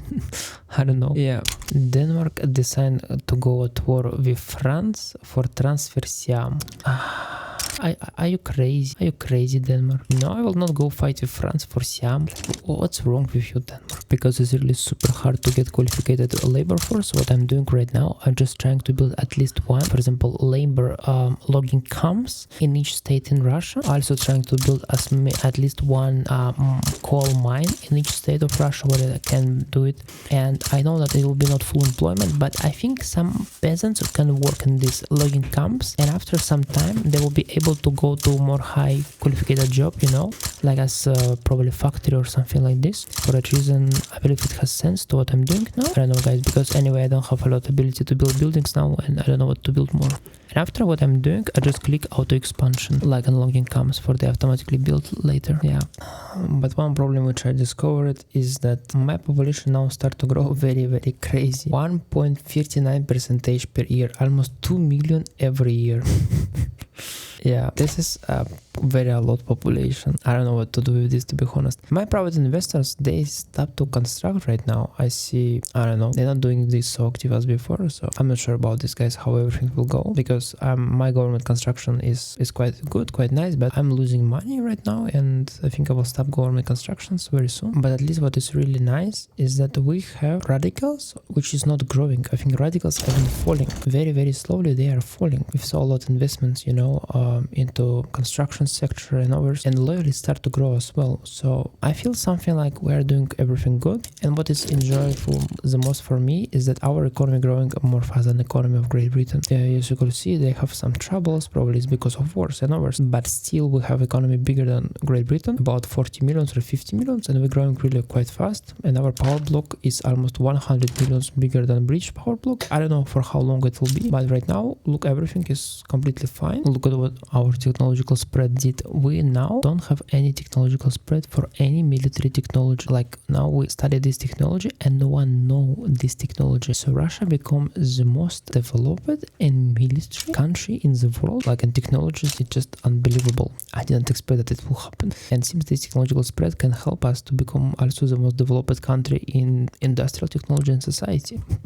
Yeah, this technological spread is just crazy. Well, Great Britain decided to support Ottoman Empire, and Ottoman Empire decided to return Baghdad and Mosul, so that's quite problematic situation. Of course, I can declare war on Great Britain, but I must say that I don't want to do it. Yeah, to be honest, because I have some couple technology which I want to research as French infantry, which will be discovered in a couple of years, and also wargaming, which will give me plus 10% of army offense. So maybe I don't want to go to war right now with Britain, like full-scale war. But at the same time, I feel like, oh, if I not go to war now, maybe later will be quite late. So I will try to go again at full-scale war with Great Britain. If I will not win nothing, that's not a big deal, because I cannot win anyway a lot from Ottoman Empire. So yeah, my plan will be simple. I will just continue construct maybe some units, some military. So what I discovered that I can have luxury supplies, and Britain do not have any luxury supplies. For that reason, technically, also I have prestigious weapons right now, because our company finally started to produce them, which means we could have attack and defense of maybe 10, 15, or maybe even 20% more powerful than Britain. So now officially Russia more powerful than Britain. Like, let me check. Like, you could see 41 offense, 51 defense, like as British troops, and you could see that our will have about 45 offense, 50 defense, which is similar to British, but here it's not started yet, maybe mobilization options. And here where I turn on my mobilization option, already you have, you see 51 offense, 58 defense. So my military more powerful than British military at this point. So I feel like we have absolutely full power to do whatever we wanna. We will transfer the Union of India. Yeah, why not? Also, we are gonna liberate Chinese states of Britain, in which they have very low population, and increase their economy very significant because of of this, so we will try to liberate this. And of course I will try to focus first of all on Ottoman Empire, for put out Ottoman Empire from the war. And I mean that will be super quickly war with Ottomans, because as you can see I have here capital of Ottomans, and this is incredibly close to my Bulgarian border, and that will be super fast. I don't know what to do, to be honest, with Ottomans. Maybe I will liberate just Necht because they could have potentially a lot of oil. Well, fine. I will try to rely on war with Britain, and it's quite interesting because no matter what, I will try to rely on very interesting strategy. I will not ask my countries go to war with me, like my puppets, because right now I'm attacking Ottomans, or more correct, Ottomans attacking my puppet. For that reason, my other puppets will not protect this puppet. And all of these countries like Tibet, China, Burma, Persia, all of them will not participate in the war. For that reason, I have ability to not invite them in a war, and it means I will have only one small border here with Britain, and it means I could focus absolutely on Ottoman Empire, and once I will destroy Ottoman Empire and Ottoman Empire will capitulate from the war, I will focus on a war with India and China. Come on, let's war with Ottoman started, and now we just click Bulgaria and click Overlord Actions, enforce military access. Also, I think I could enforce military access technically of Netherlands and Belgium if I wanna, but at this point I think it's not very important, so I will just maybe ask Norway, Sweden for go at war with me. Denmark maybe not, because they have some states here and I don't want to for they be attacked by Britain states. Egypt I think also, why not technically, but I'm not sure if Egypt will help me a lot with their small military, so maybe it's not has a lot of sense to invite them in a war. Maybe no, maybe Egypt I will not buy. So anyway, I have here 100 units and I will just send them here, and I will click on a capital and click assign strategic objective. So now I will hold defense at this east border with Ottomans in Turkey, and I hope it will be sufficient. Here I will have a successful attack, I think, yeah. And here I continue to have some reserves, about 200 with something soldiers in reserves. I will use them later for war with Britain, yeah. And India I allow to conquer my states here, like Sindhi and others, because I don't care about this, and I know that India don't have a lot of fleet, like they have small fleet, so probably all of this military of them, they will continue to be there in India, and they will not use them. And it will allow me to destroy Ottomans, because Ottomans also have about 200 soldiers, 200 battalions, which is almost equal as India in reality in military power. For that reason, why not? And as you can see here, we have successfully defending. Yeah, we have defense 60. Prussia also helping us a little, but we don't need even help. Our own soldiers will help, will solve this problem very, very easy. Britain has very low attack force, solve problem fast, definitely. Here also everyone in defense, so yeah.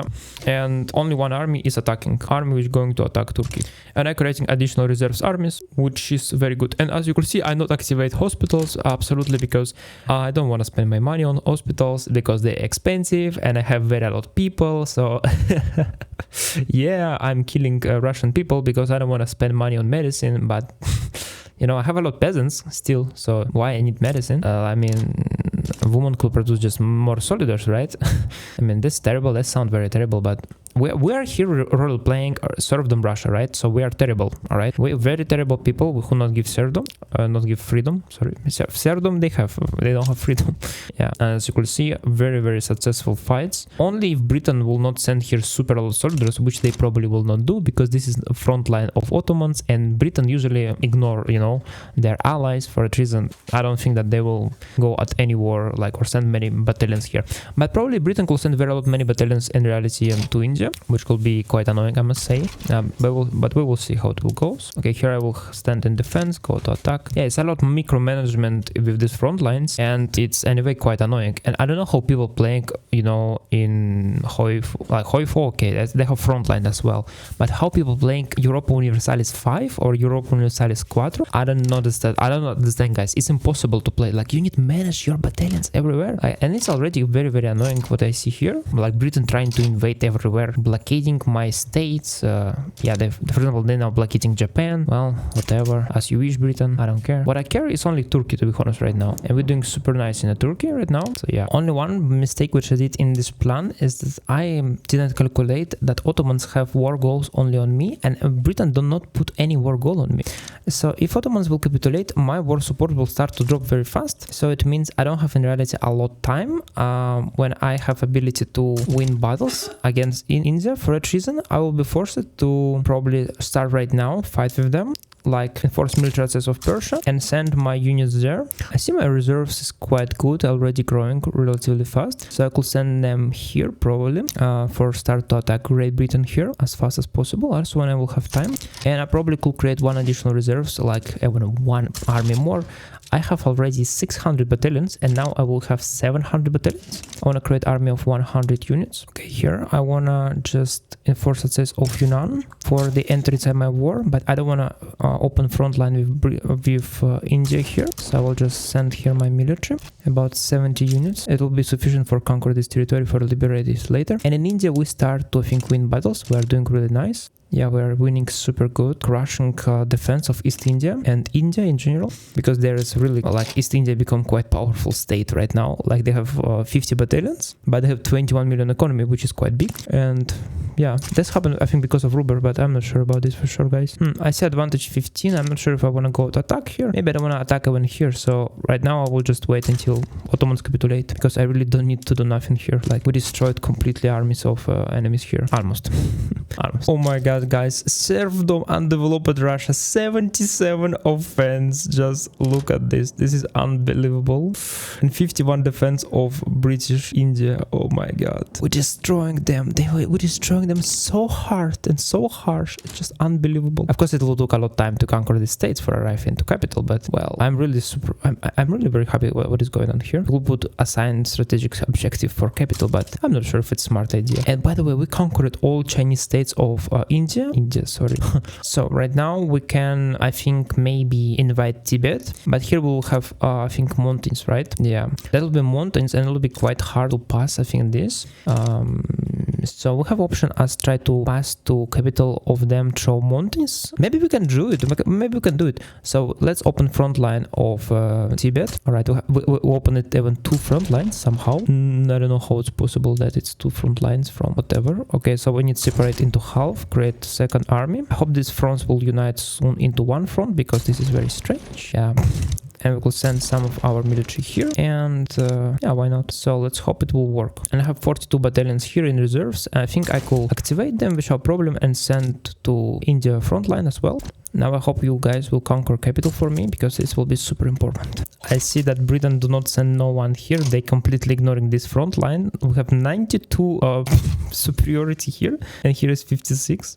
Yeah, that's unbelievable. And despite this is mountains, we're destroying them very, very easily, because we have such huge superiority in number of people here. And it's very nice, because once we pass mountains, we will start to have war here into normal places, you know, and we will not have any penalties because we're fighting in mountains. So it will be very, very nice. Yes, we'll conquer it finally. So now we will have one big front line, and in this front line we will try to aim to conquer capital of Bengal. Yes, I hope we can do it, guys. I hope we can do it. It will be super nice if we can do it. I think we have here very huge superiority, and we could send our military here to fight. Why not? I don't think they will be able to do nothing, anything but here to me. They just have 255 battalions which standing here without any sense.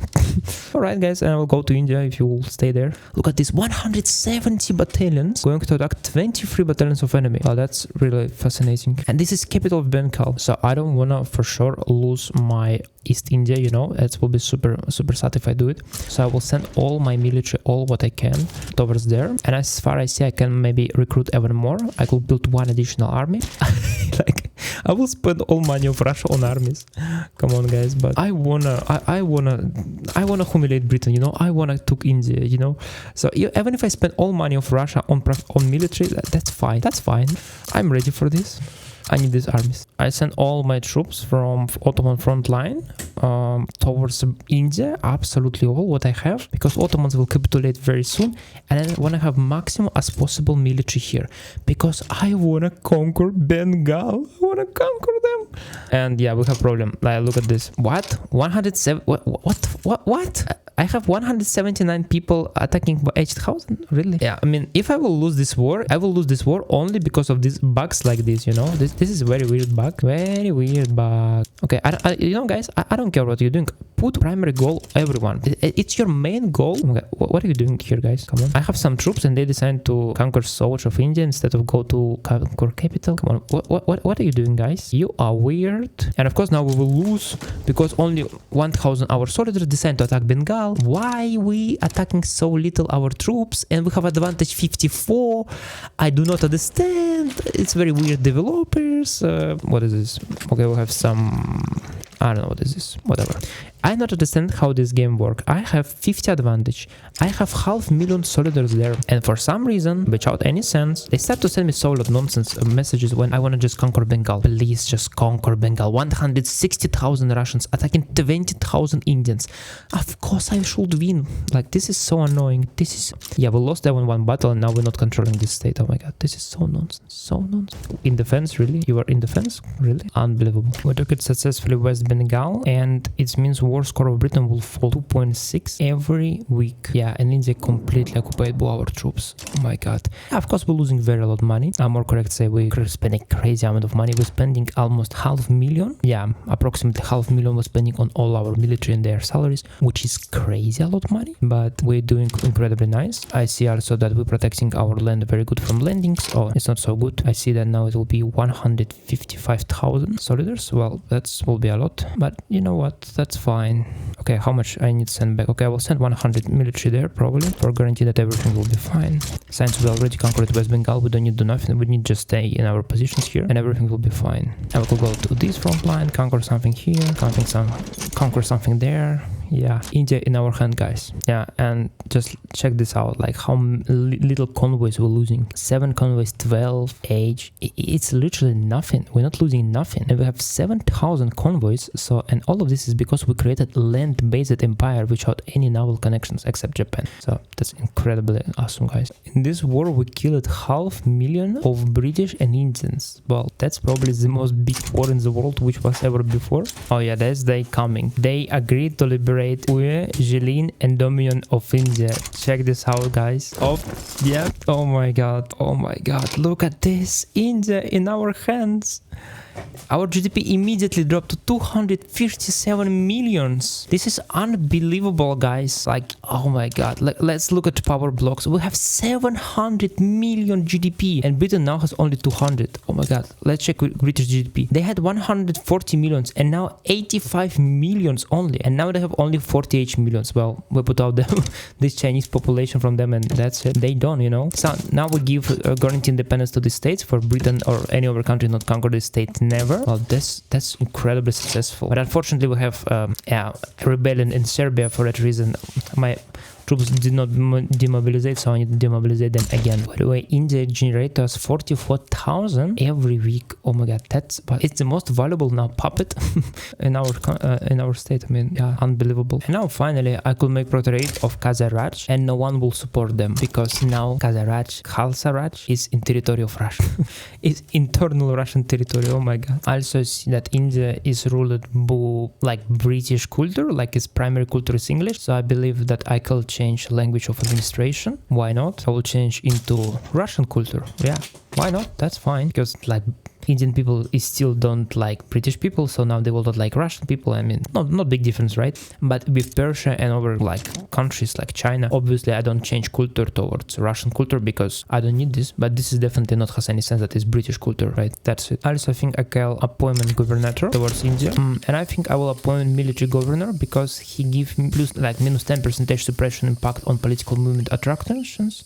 So it means they will suppress revolution inside India better. And I want for India be as stable as possible, you know. For that reason, I want for governor to be, and I'm not sure if he's working. I'm not sure if I changed the governor because this seems kind of bug, maybe because he not changed it. Well, I don't know. At least I tried to do it. Check economy of Britain. Now they have 100 millions only. Like they completely destroyed. I mean, they completely destroyed, but they still second world economy. But now we not feel scared of them, right? Who feels scared of Britain? They are joke. We don't feel scared of them at all now.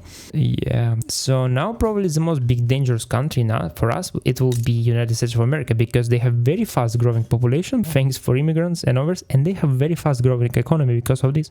So yeah, and especially because they destroyed Mexico literally. Well, now my plan is try to deal with France, but I have something in my mind, guys. I will show you a little later, but yeah, I will show you a little later. I think we need to wait maybe about 1 year in the game, and I have one plan. I will try to realize something. Kazarach back down, wonderful. So in our power block now, almost all Asian countries, yeah, only Nepal and Kyrgyzstan is British power block, which is quite strange, but well, as you wish, Britain. Also, finally, I could make Dynam my protectorate, which is modern Vietnam, I think. Yeah, no one will do nothing against this. That's wonderful. Yeah, I love it. Also, we have finally steel frame construction buildings, and we have already almost 2000, and it was on iron. So with steel frame construction building, I think we will get maybe 3000 super quickly, and it will means we will construct very a lot of buildings. And that's quite funny to see this, because we have very a lot of reinvestments, almost 800,000 pounds, but this is mostly from our own buildings. Like you could see paper mills, coal mines, logging camps, steel mills, like all of this is government owned buildings, and for a reason they reinvest this money. And as you can see, company headquarters and financial districts, they have quite a lot, like 300,000, but this is still minority, which is quite interesting, because when you play for laissez-faire, usually it's not as this. Like this is reinvestments very similar for communistic countries, you know, with planned economy, and also for Serfdom Russia. It's also, that's quite curious to see this. And our standard of living is 10. Oh my god. This is incredible, guys. This is unbelievable. So now we have only 8.8 percentage of who living below standard of minimum. So this is absolutely fine, and we could maintain this for a very long time. And as you can see, our radicals decreasing, our loyalists increasing. Yeah, we're doing really very good, except some problematic places as Ethiopia or something like this. But that's not a lot of population, so it's not a big deal. Moreover, I see that I could rise subject payments, like I will get additional 20,000 from Dominion of India, and I think this is fine, like because they will still hate me. Probably they will have very high liberty desire, and I will anyway try to do war for independence in the future. So I'm absolutely fine with this. If I just increase, you know, more how much money they send to me, that's fine. Dynam even back down. That's wonderful. Also Cambodia, I think we can easily make protectorate, and it means everyone in Asia will now officially be a part of Russian power block except China, some Chinese states here, like this is decentralized powers, some British Empire, ex-Sphinx, and Arabia and Ottoman Empire. So literally we subjugated all Asia. I mean, except on continent, right? I mean in continent. So we will go to war with France for transfer Siam, and we will get also Siam soon. But now we're waiting something very interesting. And also, of course, our current situation forces us to accept secret police, because secret police let us fight with separatism, with political movement activism, and also revolution and secession progress minus 20% speed. So that is very important, and that is quite funny that we decided to create monarchy, autocracy, serfdom Russia, and we are forced to accept secret police because our country is destabilized inside itself because of political movement, you know. People want rights, and we don't want to give them any rights. Yeah, but now situation look quite fine because we have not a lot of radicals. Now we have even more loyalists than radicals for first time in the game. Almost 8 million loyalists and 8 million radicals. And I see that Prussia don't want to do protectorate of Baden, and I think it's not bad. It's quite fine. Let me check how much. Yeah, they have very small GDP, so I think we can let Prussia be protectorate of Baden. We could even support them. We could just click negotiate support and support unconditionally. And I want to guarantee for, you know, Baden capitulate, because I want to for Prussia not mobilize army, because right now you could see Prussia has only 100 prestige, and it means if they will not mobilize army, Prussia will become minor power, and if they become minor power, we can make protectorate of Prussia. And it should happen in September, so it should happen next month or something like this. Oh my god. Yeah, and literally I start talking about revolutions, and we see some India modernist revolution. Well, guys, I mean, I'm super happy that you want modern ideas inside India, but I guess we will not give you freedom this time, you know. Yeah. So let's help our Indian brothers, just send some military and destroy these revolutionaries. Wonderful, Baden back down, so Prussia did not mobilize their conscripts and their prestige still low. Cambodia back down, and now we officially own all Asia, except some little French and British things and Chinese things, yeah. And September 24, Prussia become minor power. So we have defense pact with them, and for not get peace agreement, we just need to give them something. Like, for example, we could say something like, we will give you military assistance, Russia. What do you think? Yeah, that sounds nice. It's a lot times better than defense pact with Russia, right? Yeah, that's a lot times better. So now we can click Russia and click diplomatic demand, make protectorate. And I don't see no one will help them. Only Brazil, maybe, and Sweden. Well, if Sweden want to help them, it's not bad. We could decrease autonomy of Sweden because they still our protectorate. That's nice. And you know, yet, as with any other things, we will just offer Prussia like back down and just become our protectorate, or we will humiliate Prussia, you know. Yeah, that's so simple. We have now trench infantry. Russian military officially is the most powerful military in the world. I think at this point no one has trench military, really, even British. If we go to them and check British buildings, yeah, they don't have trench infantry. So Russia have now the most developed military in the world. And wonderful. And voila, Prussia back down. Good boy, good boy. And now we have two options. We can go at war with France for liberate Occitania. And I don't see no one will help them. Yeah, even Austria don't want to help them. Only -1. And if we go, for example, at war with Austria, how much chance that France will support them? Let me check. -20 that France will support them. Alright, so between Austria and France, I think it's more reasonable to go at war first with Austria because they have alliance only with France. Yeah, and France has alliance with Spain.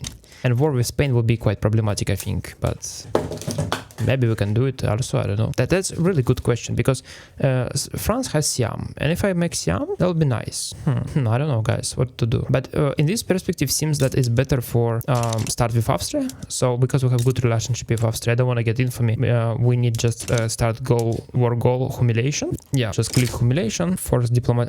But you know, we have even 50% chance that Austria can accept this. If Austria accept this, it's nice for us for a very simple reason, because they will not be able to participate in a war against whatever, forget, they not back down. So now we see that probably France will try to support them, I don't know. So now we can click transfer subject. Can we transfer subject? Well, that's strange. I cannot transfer subjects. I can only liberate subject. Well, I don't want to liberate Hungary, but fine, we can liberate them. Why not? We'll just click as primary goal. Yeah, and that's it. Oh, but it was happening a very funny situation. Hungary signed with Russia. So means now Hungary will fight for us even in this war. Well, which is quite funny. Well, that will be quite easy war, I think. And I don't see that France will support them. Yeah, very little chance that they will be support. Alright, only Portugal will support them, and Spain, really? Whatever, Spain, you could support if you...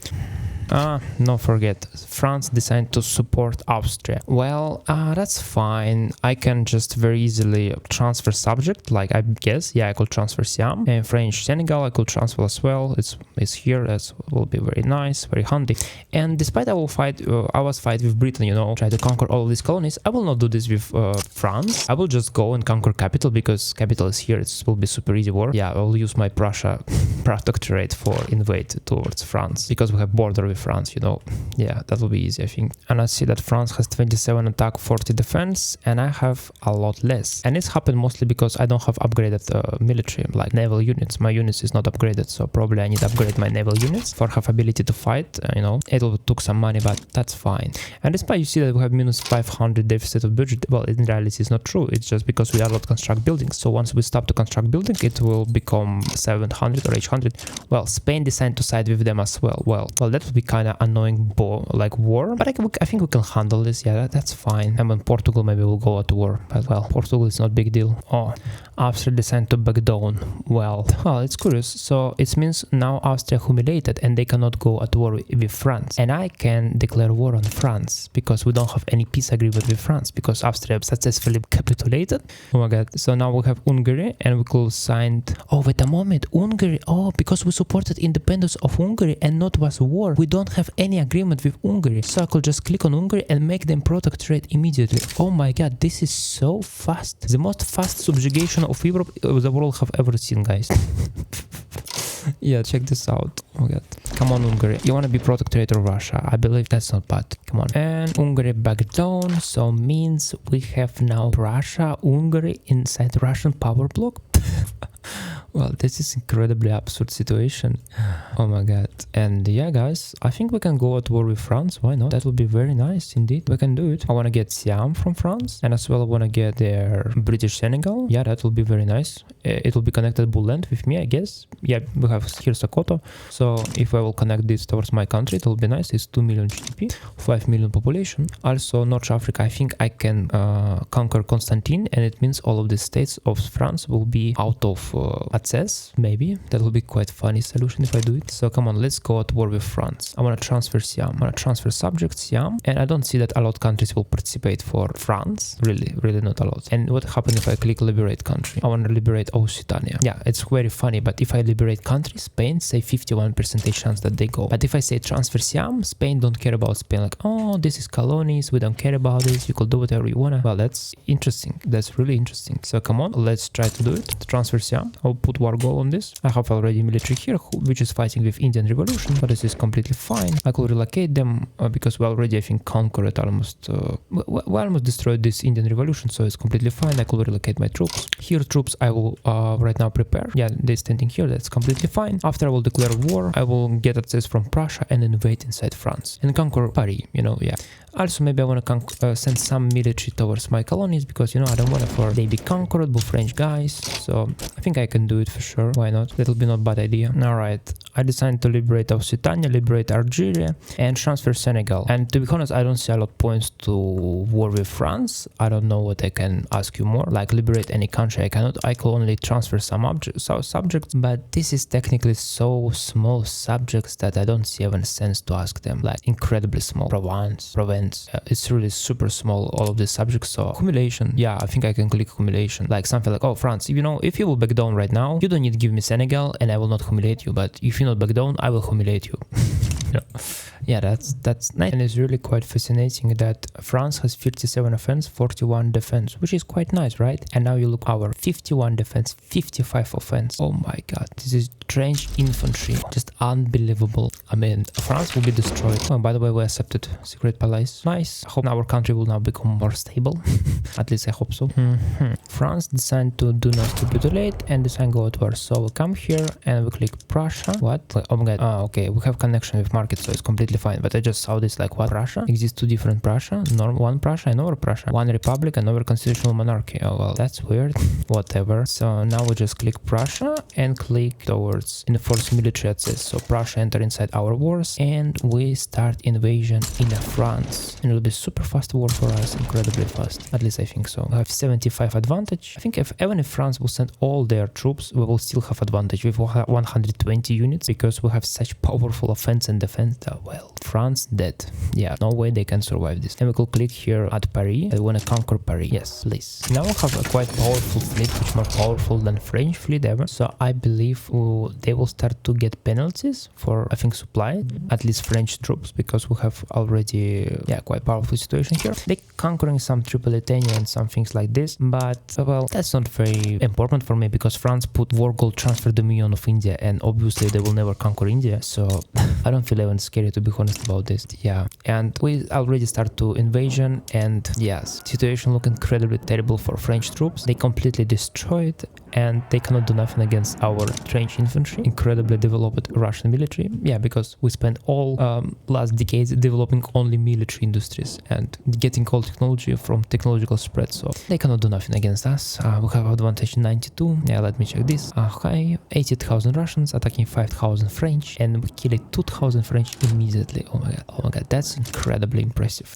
And I think we start to get already problems with transport attacks. For example, Kazan, Tambov. Like if we will try to build more railways, they will be probably not very profitable, at least what I think. So probably super soon we will start need to subsidize them, and yeah, probably here we need definitely subsidize them. They should be profitable, but they're not profitable, and for that reason maybe they don't hire enough workers. So we need to come to government development and click subsidize all railways. That will be expensive, I know, but but we need to do it, seems, for sure. Because we could see investment pool is 9,000 already, 900,000 reinvestments, but only 800 of them spend it for that reason. I believe one of the reasons because we have problem with infrastructure already. So if we construct more railways, it will should stimulate, I guess, our private investors can even invest more money.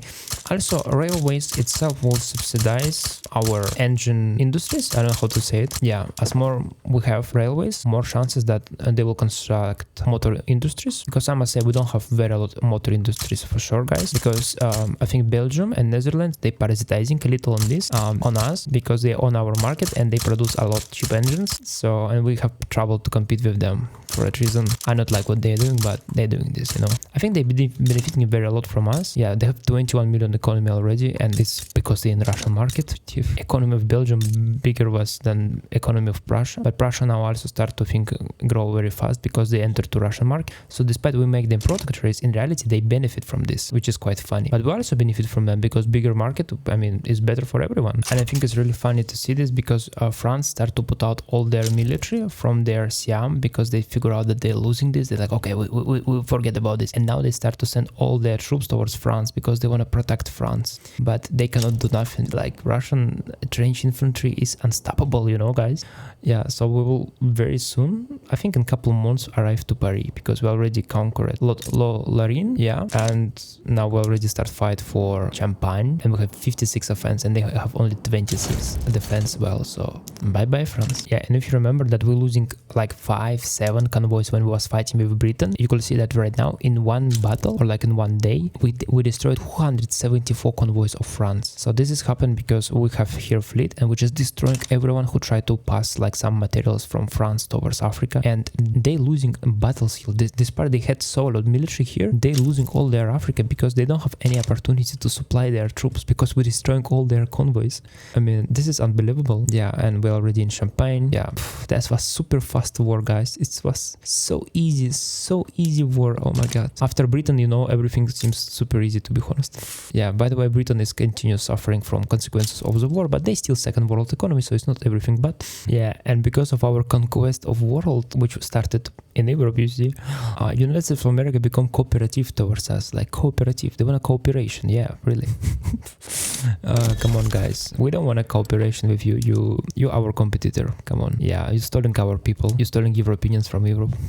You need payback, you know. And after a couple more months, finally France decided to give up at this war, and we got Siam, and we humiliated France. And also we liberated Algeria and Occitania from them. So we could right now guarantee independence towards Algeria for Britain or someone else not stole it from us. And about Occitania, maybe we can also make agreement with them about guarantee independence and later conquer them. Yeah, that sounds like a perfect plan. What could go wrong?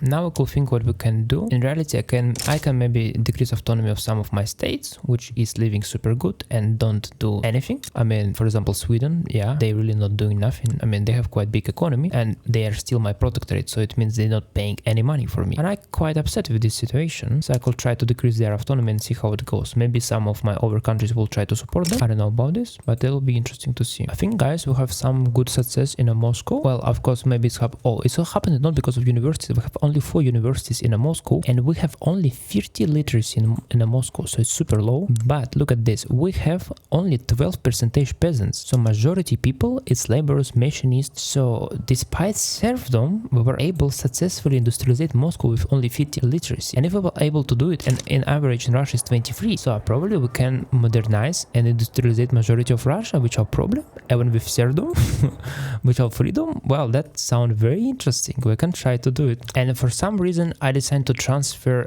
Senegal towards Wallachia. And to who I transfer Siam? Oh, okay, Siam I transferred to myself, but Senegal I transferred to Wallachia. I don't know why I did this. Well, that's strange. But okay, fine. I guess it's fine. That's strange. That's really strange that I did. Okay, so now thinking where I could spend my money. I think I could spend money on my fleet because I have quite small fleet, and I think I want to have split about 400 battalions. Oh, by the way, we start to produce prestige cloth. If you did not decide this, so we started. No, I think yes. I think we started to produce cloth. Yeah, finally, we're now producing designer clothes, which give plus 20% more standards of living for our own population, and this is incredibly nice. And about fleet, I want to have good fleet for land in Great Britain. We need land in Great Britain and conquer their lands. Also, we will land in the United States of America. It will require also very big fleet, I guess. So construct about 400 fleet. That will be fine. It will cost a lot of money, but I think we could find money as Russia with our 300 million GDP. Even I think we could find money. Yeah, that's fine. Well, that's funny. Denmark decided to unify all Scandinavia, and that's quite funny because I started out. I know at war with Sweden for decrease their autonomy, but it's not has sense if Denmark will conquer now Sweden. Well, that's really weird. Whatever, Denmark, whatever. And it's a funny thing because I cannot support no one. It's like I cannot support no one. Oh my god, this annoying. Well, I decided to start war with United States of America for a liberate couple states. I don't know why, but yeah, just trying to do it. And turns out that I found again one bug in the game, and like I cannot win war against United States of America despite I control capital of United States of America, because I for nationalizate my building I need own all my states, and it's bug. I need own only my capital as far I know. So this is kind of strange situation. So now I'm trying to recapture territories which captured Britain and waiting until Britain capitulate, because America will capitulate very soon if Britain capitulate. Yeah, something like this. After Britain capitulate, finally we have now -4 to USA. I mean, we'll not took very a lot from USA. We'll took Gaza, New Africa, Oregon, nationalization building. But it was, I think, some kind of test, you know. I just tested how it's going. Okay, our war with United States of America finished. Well, it's damaged their economy, but they quite fast recovering. Also, after I decided to go at war with Great Britain, you know, just if we finish the war with United States of America, why not go at war with Great Britain? I declare war on liberation of Albania, and Great Britain decided to support Ottoman Empire, and I transferred all of these subjects towards me: Canada, Australia, Russian East Indies, like yeah, many things, you know. Yeah, really many things. So now if we click power blocks and just check this, well, we're literally controlling majority of world. Yeah. We have 100 members in our power block, which is crazy, and our GDP 1,240,000,000. And that's quite funny because majority of this GDP is not our. Majority of GDP of Russian power block is other countries, and they transfer me very lot of money from diplomatic pacts, but well, it's still kind of So I'm kind of let me say I'm kind of concerned, in meaning that I see many countries are winning a lot of money from me. For example, Netherlands, Belgium, they have like 50 million GDP together. Also Japan growing incredibly fast because they export, I think, silk in just crazy amount of scale. Yeah, 76 million GDP. And I feel like I don't want to conquer more European countries. Yeah, probably you don't know, also I did record this, but I subjugated Prussia, Austria. I think it was in video. Sorry, I just recorded video for many days and I don't know what I recorded and what I not recorded. And right now I have war with I conquered Switzerland, Piedmont, and right now I'm going to conquer Occitania. I will just make this protectorate for me. And Spain decided to conquer Algeria, so I'm protecting Algeria. Yeah, because you know Russia is very famous for protecting other countries from Western imperialism. Yeah, because Schultz is only Eastern is imperialism, only our imperialism for that reason. Yeah, so at this point, of course, I want to continue conquer Africa, and if I will be able to start war with United States of America, I will definitely try to transfer Portugal to me, because now Portugal is puppet or protectorate of United States of America. Also Transylvania, Gaza, I will try to Gaza is already my protectorate, by the way. Yeah, so I need to conquer Transylvania. And also I'm thinking about South America. There is many countries which is minor or insignificant powers. Even Chile, insignificant power, unbelievable. So but they have a lot ruler potentially. For that reason we want to conquer these states. Also I see that Venezuela somehow under United States of America, and Grenada is Spanish, so I think we will conquer all of these states relatively easy, and after we'll have deal to Brazil. And I still below 100 infamy. I don't know why I'm playing as this, but I don't want to have high infamy, so we're below 100 infamy and we have almost 500 million GDP. Yeah, and what is crazy is amount of how our population is growing. Right now finally we have more employed people than peasants, like 26 employed and 23 million peasants and 2 million unemployed. But it's still crazy because we have 1.75 percentage growth of population, which is 3 million people appear every year in Russia. And this this is crazy. And mostly, by the way, this is like Russians itself. If you will look at our population statistic, you will see that Russians calculate 40% of our empire, Ukrainians 10%, and like Polish about 4%, Belarusian. So approximately about 50% of what all you see in Russia, this is technically in territory of Russia. So this is like Russian states and Russian people, or like Russian empire related things, sabes? So in reality, we not conquered so a lot because majority of our conquered goals is were protectorates, and these 200 million people is mostly like Russians and Russian related empire things. Well, yeah. I see here that Spain is sent to attack me. All right. I don't know why Spain is sent to go at war with me. Well, that's weird, but reason why I go to so a lot of wars right now, because still Great Britain and many other countries don't have trench infantry. They still don't have trench infantry, and because of technological spread in these countries, they will get trench infantry very fast, and once they get trench infantry, it will be impossible to fight with them. For that reason, I try to destroy them as I can. For example, even America not get yet even trench infantry for that reason. And why I so obsessed with trench infantry, because once we get trench infantry, like once they get trench infantry, we will not be able to outscore them, because defense in depth, for example, which give us siege artillery, require radios, and we don't have radios yet. For that reason, for accelerate all of this process of technological spread, I decided to build even more universities, and I will have about 157 minimum to 400 technological spread. So this is incredibly crazy, I must say. Yeah, so I think almost every technology, for example, improved fertilizer, like if 5 or 11 months we will get it. Like we study super fast technology right now with this, and it means very soon we will have same level of technology as United States of America and overdeveloped countries, while we will have literacy only 25% or something like this, which is crazy, but it is what it is, you know.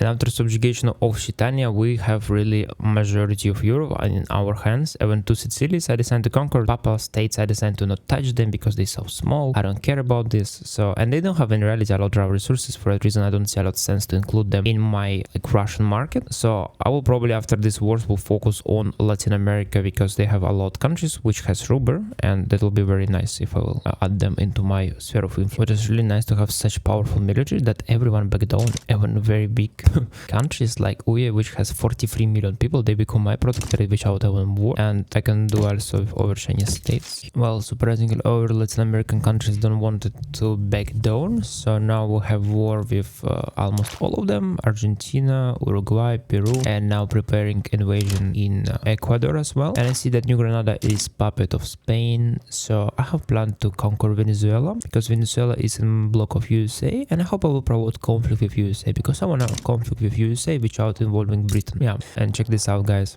Skyscraper in the Moscow. I mean, it's by the way first skyscraper in the world, which I think very fascinating. We constructed skyscraper in a Moscow, but we are continue monarchy, autocracy, and serfdom, and we have skyscraper.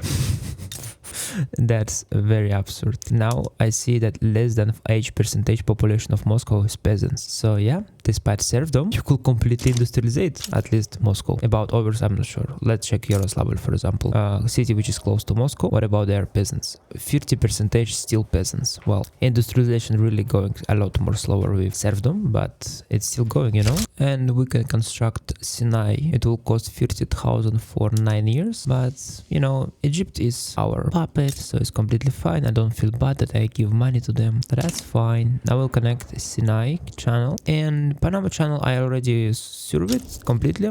I have claim in this region, so once I will have war with Spain, I will put my claim and I will get Panama land for free. Ecuador back down. Good boy, good boy. So if they back down, I can make protectorate of Venezuela. Well, USA probably will be super upset, and Brazil as well, so maybe we will start to have war with them. Let's check this. French Republic side with Venezuela. Oh, what? I was talking about America, but France? Really France? Well, I don't know why I need to go at war with France, to be honest. They don't have a lot of resources, I must say, but okay, France, if you want to destroy you, I can do it.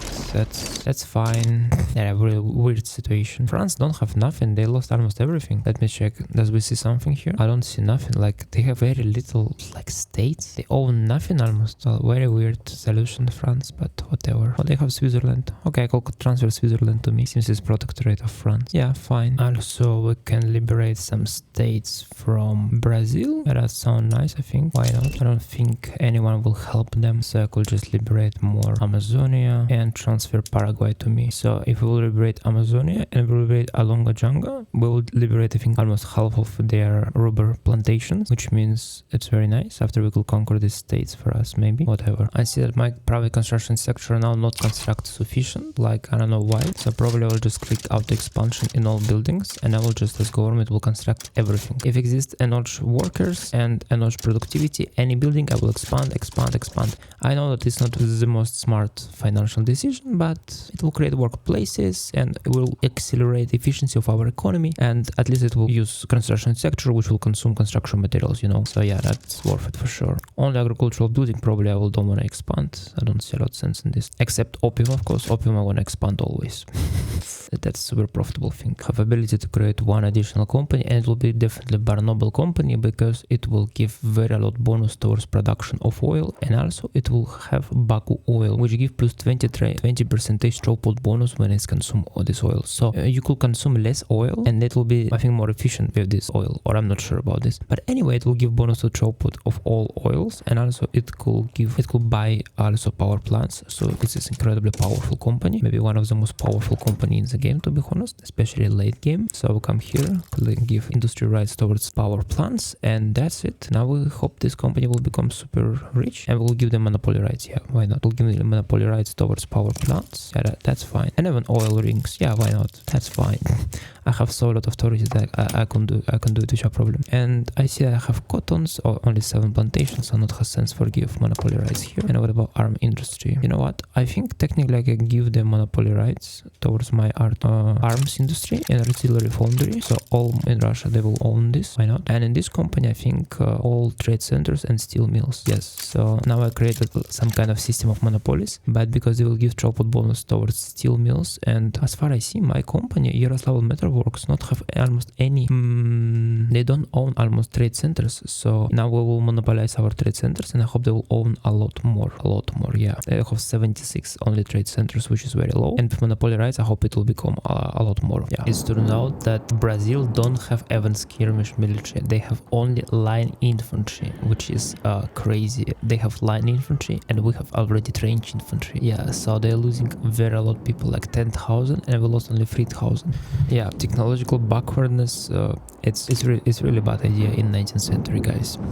I'm trying to maybe scare you right now, United States of America. I just want to say transfer Portugal, but if you not back down, I will liberate North Carolina, Texas, New England, California, like a lot more states. So, and they are fearful. I hope they will back down. Wonderful. They back down without ever war with me. So it means now I could go to war with Great Britain because I have only 14 weeks, so I could wait this and go to war. Or maybe at these 14 weeks while we're waiting, we could make protectorate of Algeria. Why not? That sounds fine. So because we conquered Portugal, now we're controlling like almost all Africa. Only a little like France and England here, but I'm Britain. But I think it's not big deal. It's not big deal. Rubber is under our control, especially because we almost subjugated all Latin America. It's not almost, like really almost all Latin America. Like now we're dealing with Brazil, and they will lose this war very soon. Now we need just one war with Spain for two Philippines, because they have a lot rubber on Philippines. Yeah, 20 million economy, and in Cuba also gives some rubber. So for securing our dominance in our resources in the world. Algeria back down, wonderful, and we have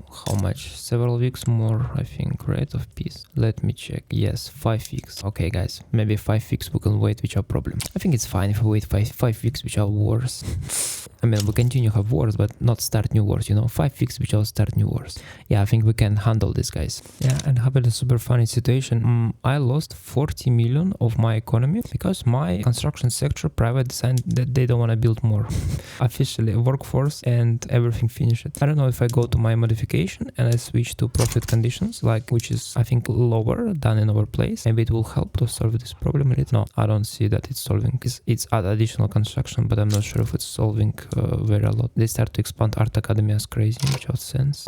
Yeah, now we have 1.7 thousand construction. I think this is construction mostly art academies. Yeah, they decided just build art academies. Yeah, that's crazy. That's absolutely crazy. Probably I don't need to do this.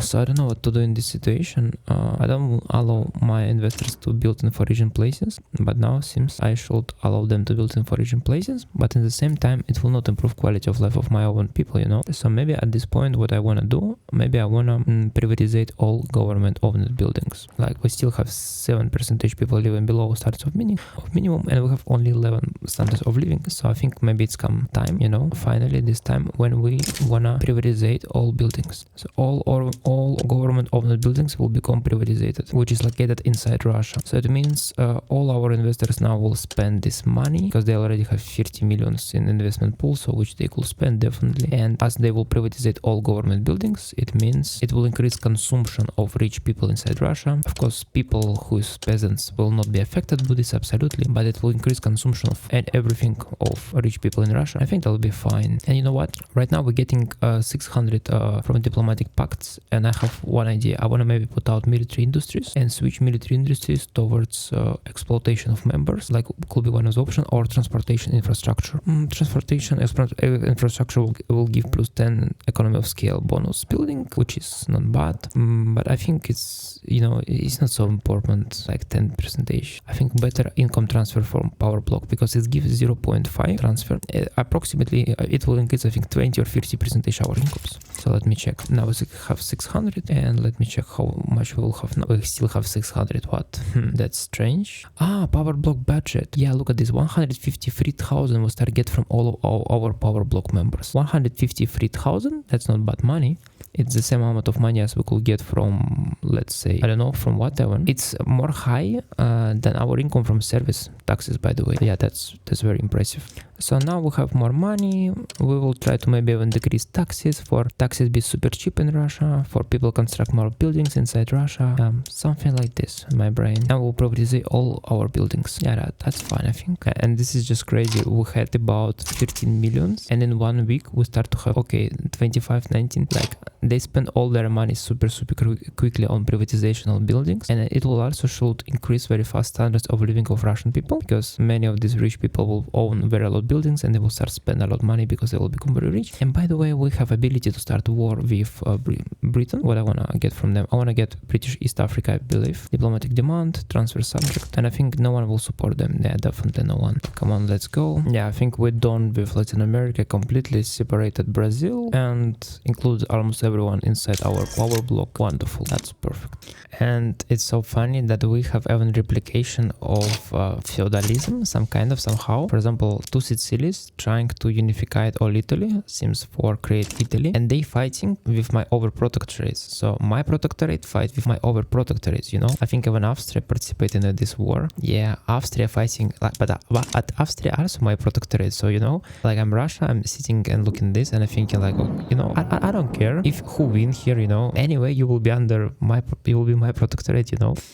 That's quite fascinating, I think, because we have super low literacy. We have incredibly high standards of growing of population growth, you know. We have only 11.5 standards of living, and we have 2% growth of population. It's crazy. It's happened because we have super low literacy level, and this is growing and growing and growing, and I don't know what to construct even more, because I really have problem now. I don't know what to construct because of a lot of peasants, 23 million peasants and 2 million unemployed even, and I don't know what to construct because already prices on many buildings, on many products are super low. And yeah, despite it's not super low, sometimes you could see problem that then I cannot produce so a lot of things, maybe like as engines or glass. I don't have enough qualifications. So now we have started facing this problem where I want to construct new buildings, but I cannot construct them because I don't have enough qualified people. And by motor industry, I constructed in every state of Russia at least one motor industry. So trying to solve this problem. We're just constructing in every state at least one building. But I must say for sure, guys, that I'm not sure if it's helping or not, because okay, right now maybe I could build like imagine glass work, and maybe some people will go to work in glass work, but this means they will not work in over factories. So constructing in each state is kind of help me to maximize and give work to as many as possible amount of people in my country. But still, probably with qualifications is incredibly high, and I don't know how to solve this problem, because I remind you, we don't have mass migration prohibit because we have serfdom. So people cannot migrate from one state to another in massive scales, even in normal scales, like peasants not migrating. So yeah, that's kind of problematic situation. But what is help is that we have not so a lot peasants as before, so maybe it's fine. One of the options that I could try to use, I have 800 additional authority. In total I have 4,200 authority. This is crazy. I never saw so lot of authority. Maybe I could start to promote social mobility in majority of my European territories, for try to give them education. I have so lot of authority that I think I can do it. Let me try, guys. Promote here, Moscow, Tula, Smolensk, Kiev, Kharkov. Yeah, and this is 800. Okay, fine. So what about if we cancel our consumption taxes? Does it will be sound smart or not very smart? If I cancel consumption taxes, I will not have money, because I still have per capita taxation, which means my incomes very heavily rely on, per capita taxation, which is very fixed pool taxes, my majority incomes. So if I cancel consumption taxes a lot, I will have very little incomes as government. So that's not good at all. Maybe I could cancel suppressing some movements, which is not very dangerous for me, because back national movement or something like this. And instead of this, introduce additional taxes. Oh no, maybe taxes. No, maybe I don't need taxes. I will just use this into my more decree for promote social mobility. Yeah, that sounds nice, guys, right? I think I can cover quite a big space of Central European part of Russia here with my decrees. Maybe I can even cancel some small taxes which not give a lot benefits, like liquor and over, yeah, okay. Porcelain, maybe also I could cancel, why not? Opium, no, opium maybe is better to have this tax. It's quite efficient tax, I believe. And we get additional 400 authority, which we could spend again in more states. By the way, I think I can find especially my states, which is the most big state by population, and we could just click especially these states. And as far as I see, yeah, I click it here, Ingria. Well, Ingria we could also promote social mobility. Of course, Kharkov, Rostov also promote social mobility. And we have one last state, it will be Vyatka. Alright, fine. Promote social mobility. It will increase significantly qualification and literacy level in these states, and because in these states living very a lot of people, I don't know how many, maybe 70 millions or something like this, maybe it will increase even our literacy levels in general in country because of this. And it's quite strange that I don't see Chinese state, because I own Benjin, but I'm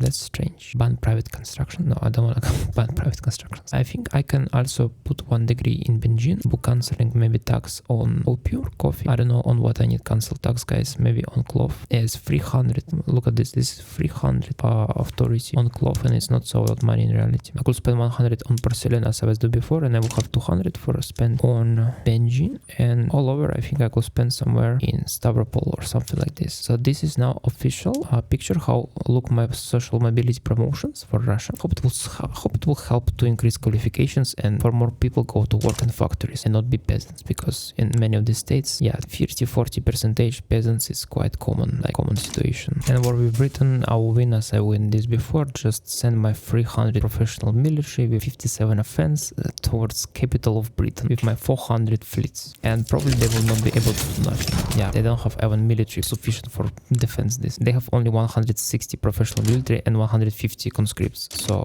one of this army, which now will land in their capital, is bigger than all British armies with conscripts and professional military combined. Well, yeah.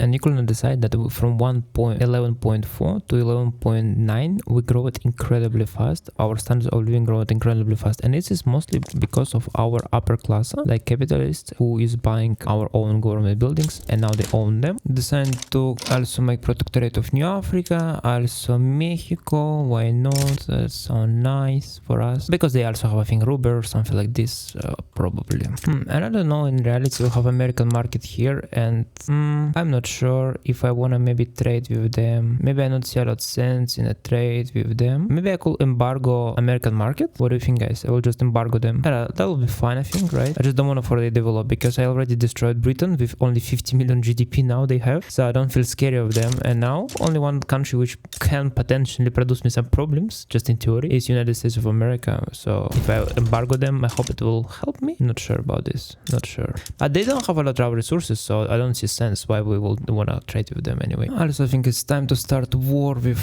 Spain finally. It's the last war and we will subjugate all over rubber plantations except Brazil, I think. That'll be nice. Transfer New Granada. Also we want to transfer Cuba. Oh, and we get 100 infamy. Well, that's temporarily, guys. Don't panic. This is temporarily. I promise I will put out this soon, so don't worry, all fine. Our challenge is still fine. We'll not go above 100 infamy. Yeah, I don't see sense in catch Puerto Rico, but I can do Puerto Rico, I think. Why not? Or Tuscany, for example. Tuscany, why? Does I need Tuscany? Maybe I could take Tuscany and Puerto Rico as well. Not sure about if I need this, but I can do it for sure. Why not? And also, for be sure that they will not capitulate, I will just put very a lot, I think, requirements to them. Something like liberate country. I will liberate Catalonia from them, and I will liberate from them Andalusia. It will be sufficient for they not back down, I believe. Brazil side with Spain, but France side with Spain. I don't care about this, guys. Do you really think that you scare me with this or what? Or what? I'm sorry, guys, but I don't think I feel scary of you. Just send my military here and problem will be solved. Quite interesting that we could see a result of our privatization, in meaning that we know that, for example, now we have 2 million reinvestment every week, but also you could see government dividends. It's literally mark how much buildings we own and we receive dividends from this. And we could see that in past we had 300 and now it's only 160, so approximately in half. And also it's quite interesting because I now decided that they start to grow. Maybe there was 150 and now 160. So I think we can construct more construction sectors means, and yeah, that literally means this, that we will construct more construction sectors because we quite successfully and safely could build the same amount of deficit, like we could be in the same amount of deficit as investment pool surplus, because after they will buy our building which we spend, and now majority of our money anyway go to buildings for that reason, is absolutely compensate these losings. So for that reason I build more construction sectors for satisfy this. And now in world happen a big war with France, well, and Spain. End of this war we will conquer these states, and I think it will be last big war. I hope so. Yeah, I don't see any other reasons why we will have many other wars. I think everything will be fine. I mean, main problem what we're spending as the most big amount of efforts now is revolutions, like around our puppets, our product trades. Yeah, we're controlling almost all world right now, and almost everyone in the world is our puppets or product trades. So it means we must suppress very lot of revolutions around the world, which happen regularly, you know. Yeah, so that's it. Okay, start one additional war with United States of America because their economy is super big, and I need to try to destroy them as I can because I don't want them for they grow so good. Yeah, what is really weird that I have already 44 million fully employed and I have 23 million peasants and 12 million unemployed. So it's almost the same amount of unemployed and employed, like the same amount of unemployed and peasants as it was maybe 10 years ago, but I have 20 millions more employed and I have 2.9% growth, 5 million people born every year in Russia, and this is very problematic because I don't know what to do with all of these people. Yeah, that's really very problematic situation right now, and I don't know how to solve. I hope it will not cause revolution. Well, we could a little USA a little more, so now they look not so good as before. Well, that's not bad.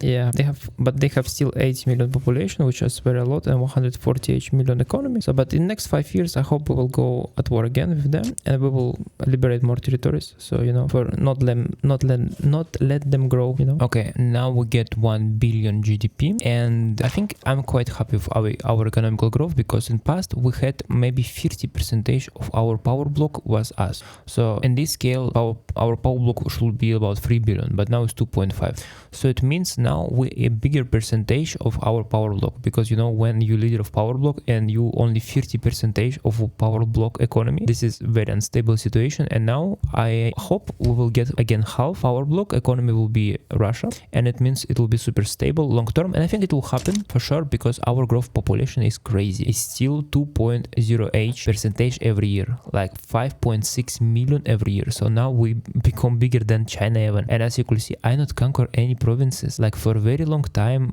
I don't know how much, for almost all day, I not conquer provinces. Who, like, this is growth is literally because of colonization of Africa and because of our own growth of population. Because to be honest, yeah, I mean, population of Africa is super small. So yeah, obviously it's not because of Africa. It's just our own population growing crazy. And the last company which I want to construct, it will be Russian Motors company, which will boost our incomes for automobiles, because we somehow like managed it quite successfully to become a world leader of producing of cars. We're producing 18,000 cars, which is incredibly successful result for serfdom country. I remind you guys, we still serfdom. If you didn't remember this situation, there's a difference between us and normal play show, you know. About industry rights, I think I can maybe give them monopoly rights on motor industries, I think, and automobiles. Yeah, I need to give them monopoly rights for sure. And I see that I have additional authority. Seems this happened because of additional, I don't know how to say it, puppets which we get. So I could put more decrees for increased literacy, which is incredibly nice. Yeah, so now almost all really Central European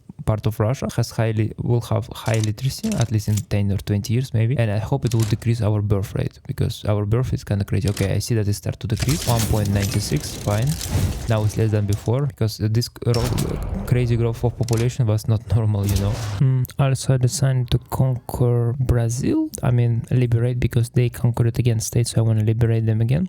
And I see opportunity to make Spain my protectorate. Well, I will use this opportunity and continue liberate a couple more states from, oh yeah, I don't see any possibility to liberate more. So only Amazon is only one state I can liberate. I also figure out, guys, why I have such astronomical growth of population, like almost 300 million population. Like let's look for example at Yugoslavia. We have 500,000 people, annual projection immigration. And from what place they come? Look at this, they come from Yemen, Gansi, Western Guangzhou, Borno. So you see we're getting a lot of immigrants from many our markets, from many other places on our market, because we have Japan, we have China, we have Korea on our market. We're receiving very lot of immigrants from these places. So for that reason we have 300 million immigrants population, and our standards of living 14. So as more high standards of living, we have more people migrate towards Russia. But it's this funny thing that this is not affect peasants who still living in Yugoslavia. For example, you have peasants here and they still living as peasants as in medieval ages, you know, and they have very low qualification, they have serfdom, and some immigrants from China come here because they don't have work in China and work here in factories. So this is very strange situation where you have a huge amount of foreign immigrants and you have at the same time a lot of peasants who live under serfdom.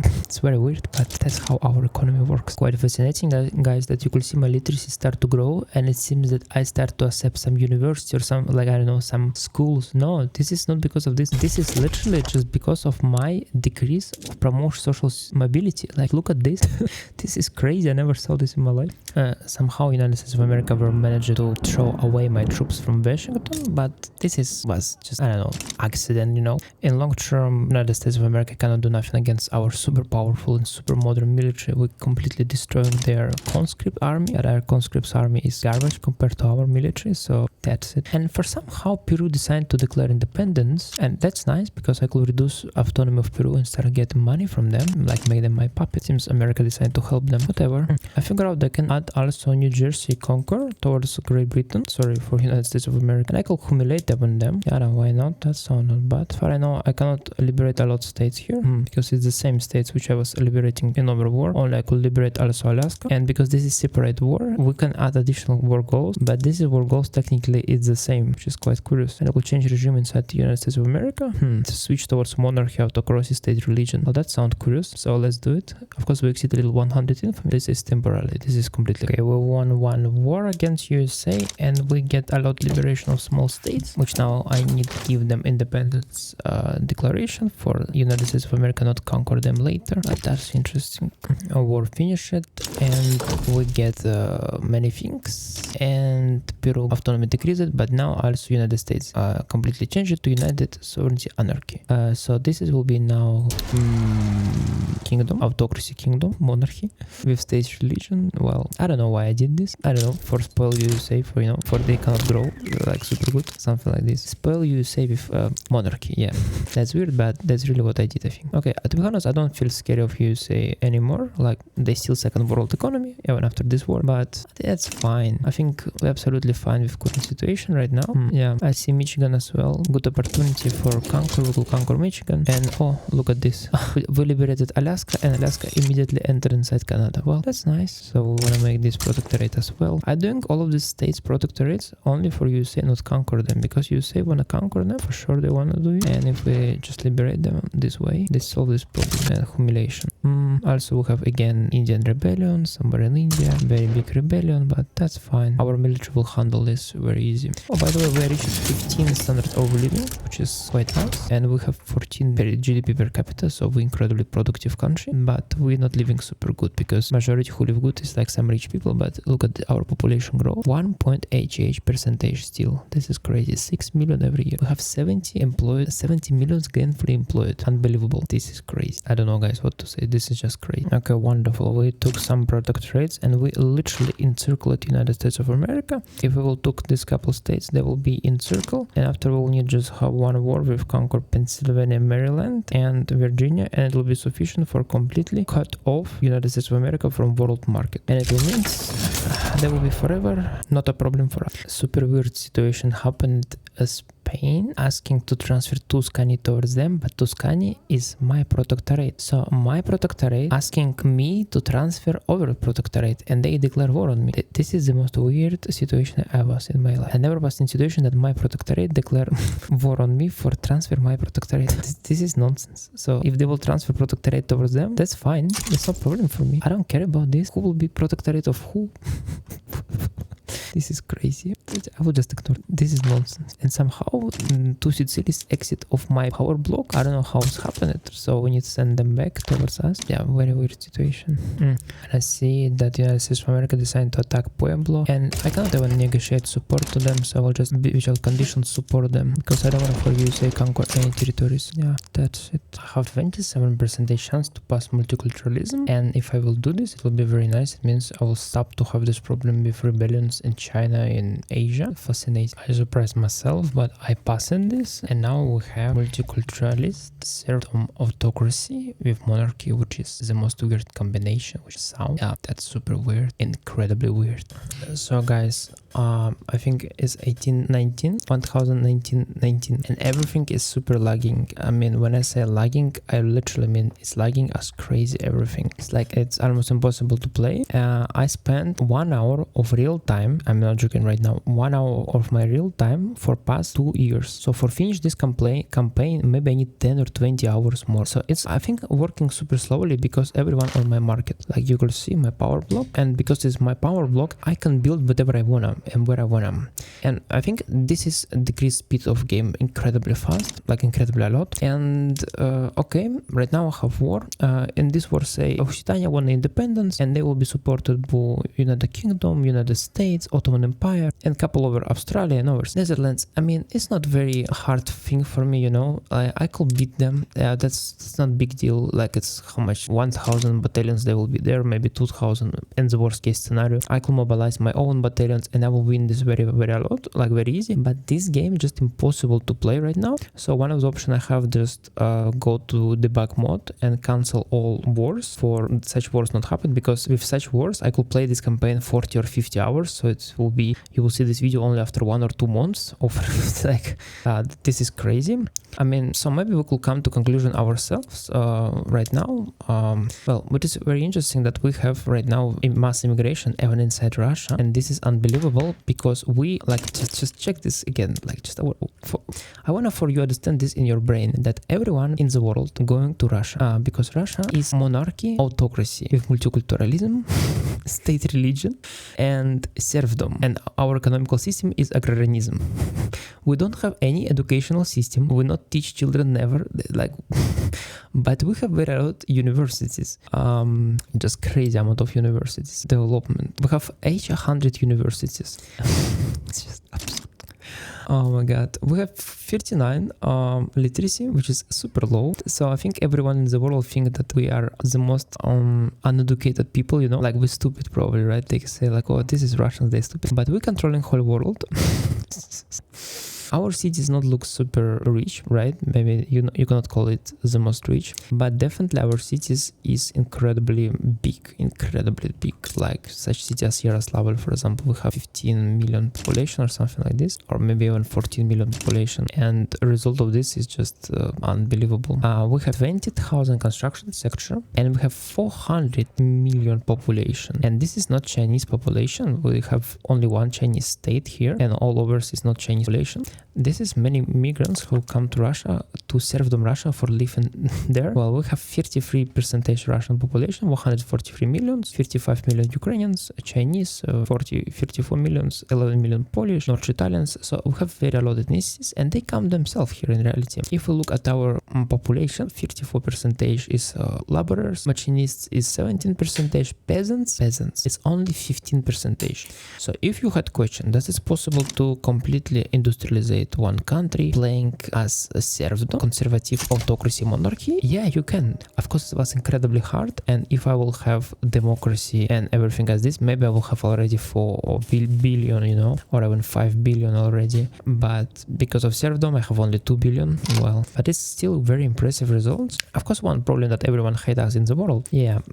but we have in reality very low infamy. Our infamy is below 100. Only a couple times in this playthrough we had moments when my infamy go above 100, but this was literally maybe 1 or 2 times. So we could clearly say that we conquered all world without exceed 100 infamy cap. Yeah, this is crazy. And you could see that our total economy of all Russian power block is 5 billion. So approximately about half of Russian empire is Russia, and over half is all over world, which is very impressive results. I don't know what to say more. If we go to our market, we literally not import nothing. We import only little rubber and little oil, and that's it. And we only export because, you know, our Russian market is the most biggest market in the world, and we don't need nothing. We have everything.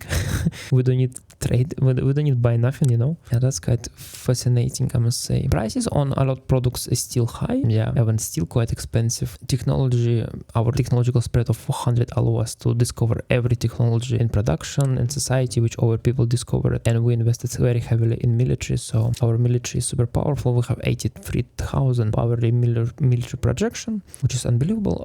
And also quite interesting that we have age per capita in the world, despite our standards of living is 21 in the world. Yeah, keep in mind, we have serfdom. People don't have freedom. They still live as, I don't know, controlled by some autocracy, and we have 16.7 standard of living. This is crazy. What I need to say to you more? Yeah, we have all consumption taxes, government taxes. We have a crazy amount of education access degree.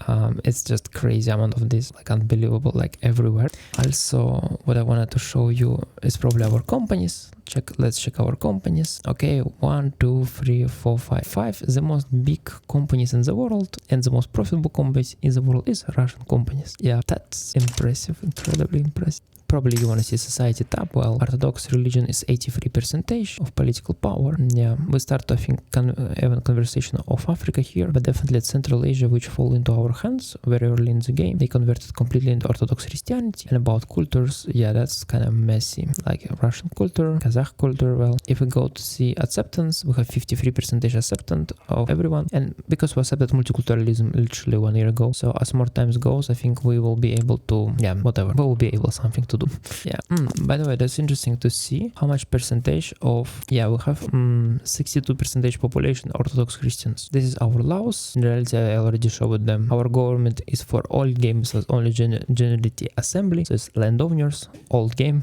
And it's quite funny because I could include industrialists already in the government, but I never did this. So old game, we had only landowners, which was quite funny as well. Our institutions quite developed, at least medicine and police, colonial forces, home affairs. Yeah, I don't know, guys. It was the most hard, the most long, and the most unbelievable video, I think, which I ever did in my life for Victoria 3 for sure. If you watch it until end, please put like and subscribe because I spent huge amount of my life to record this. And this video, I think I was recording for several weeks in a row, like 2 or 3 weeks. So yeah, thank you guys for subscribe. I hope you subscribed already, right? Okay, bye bye.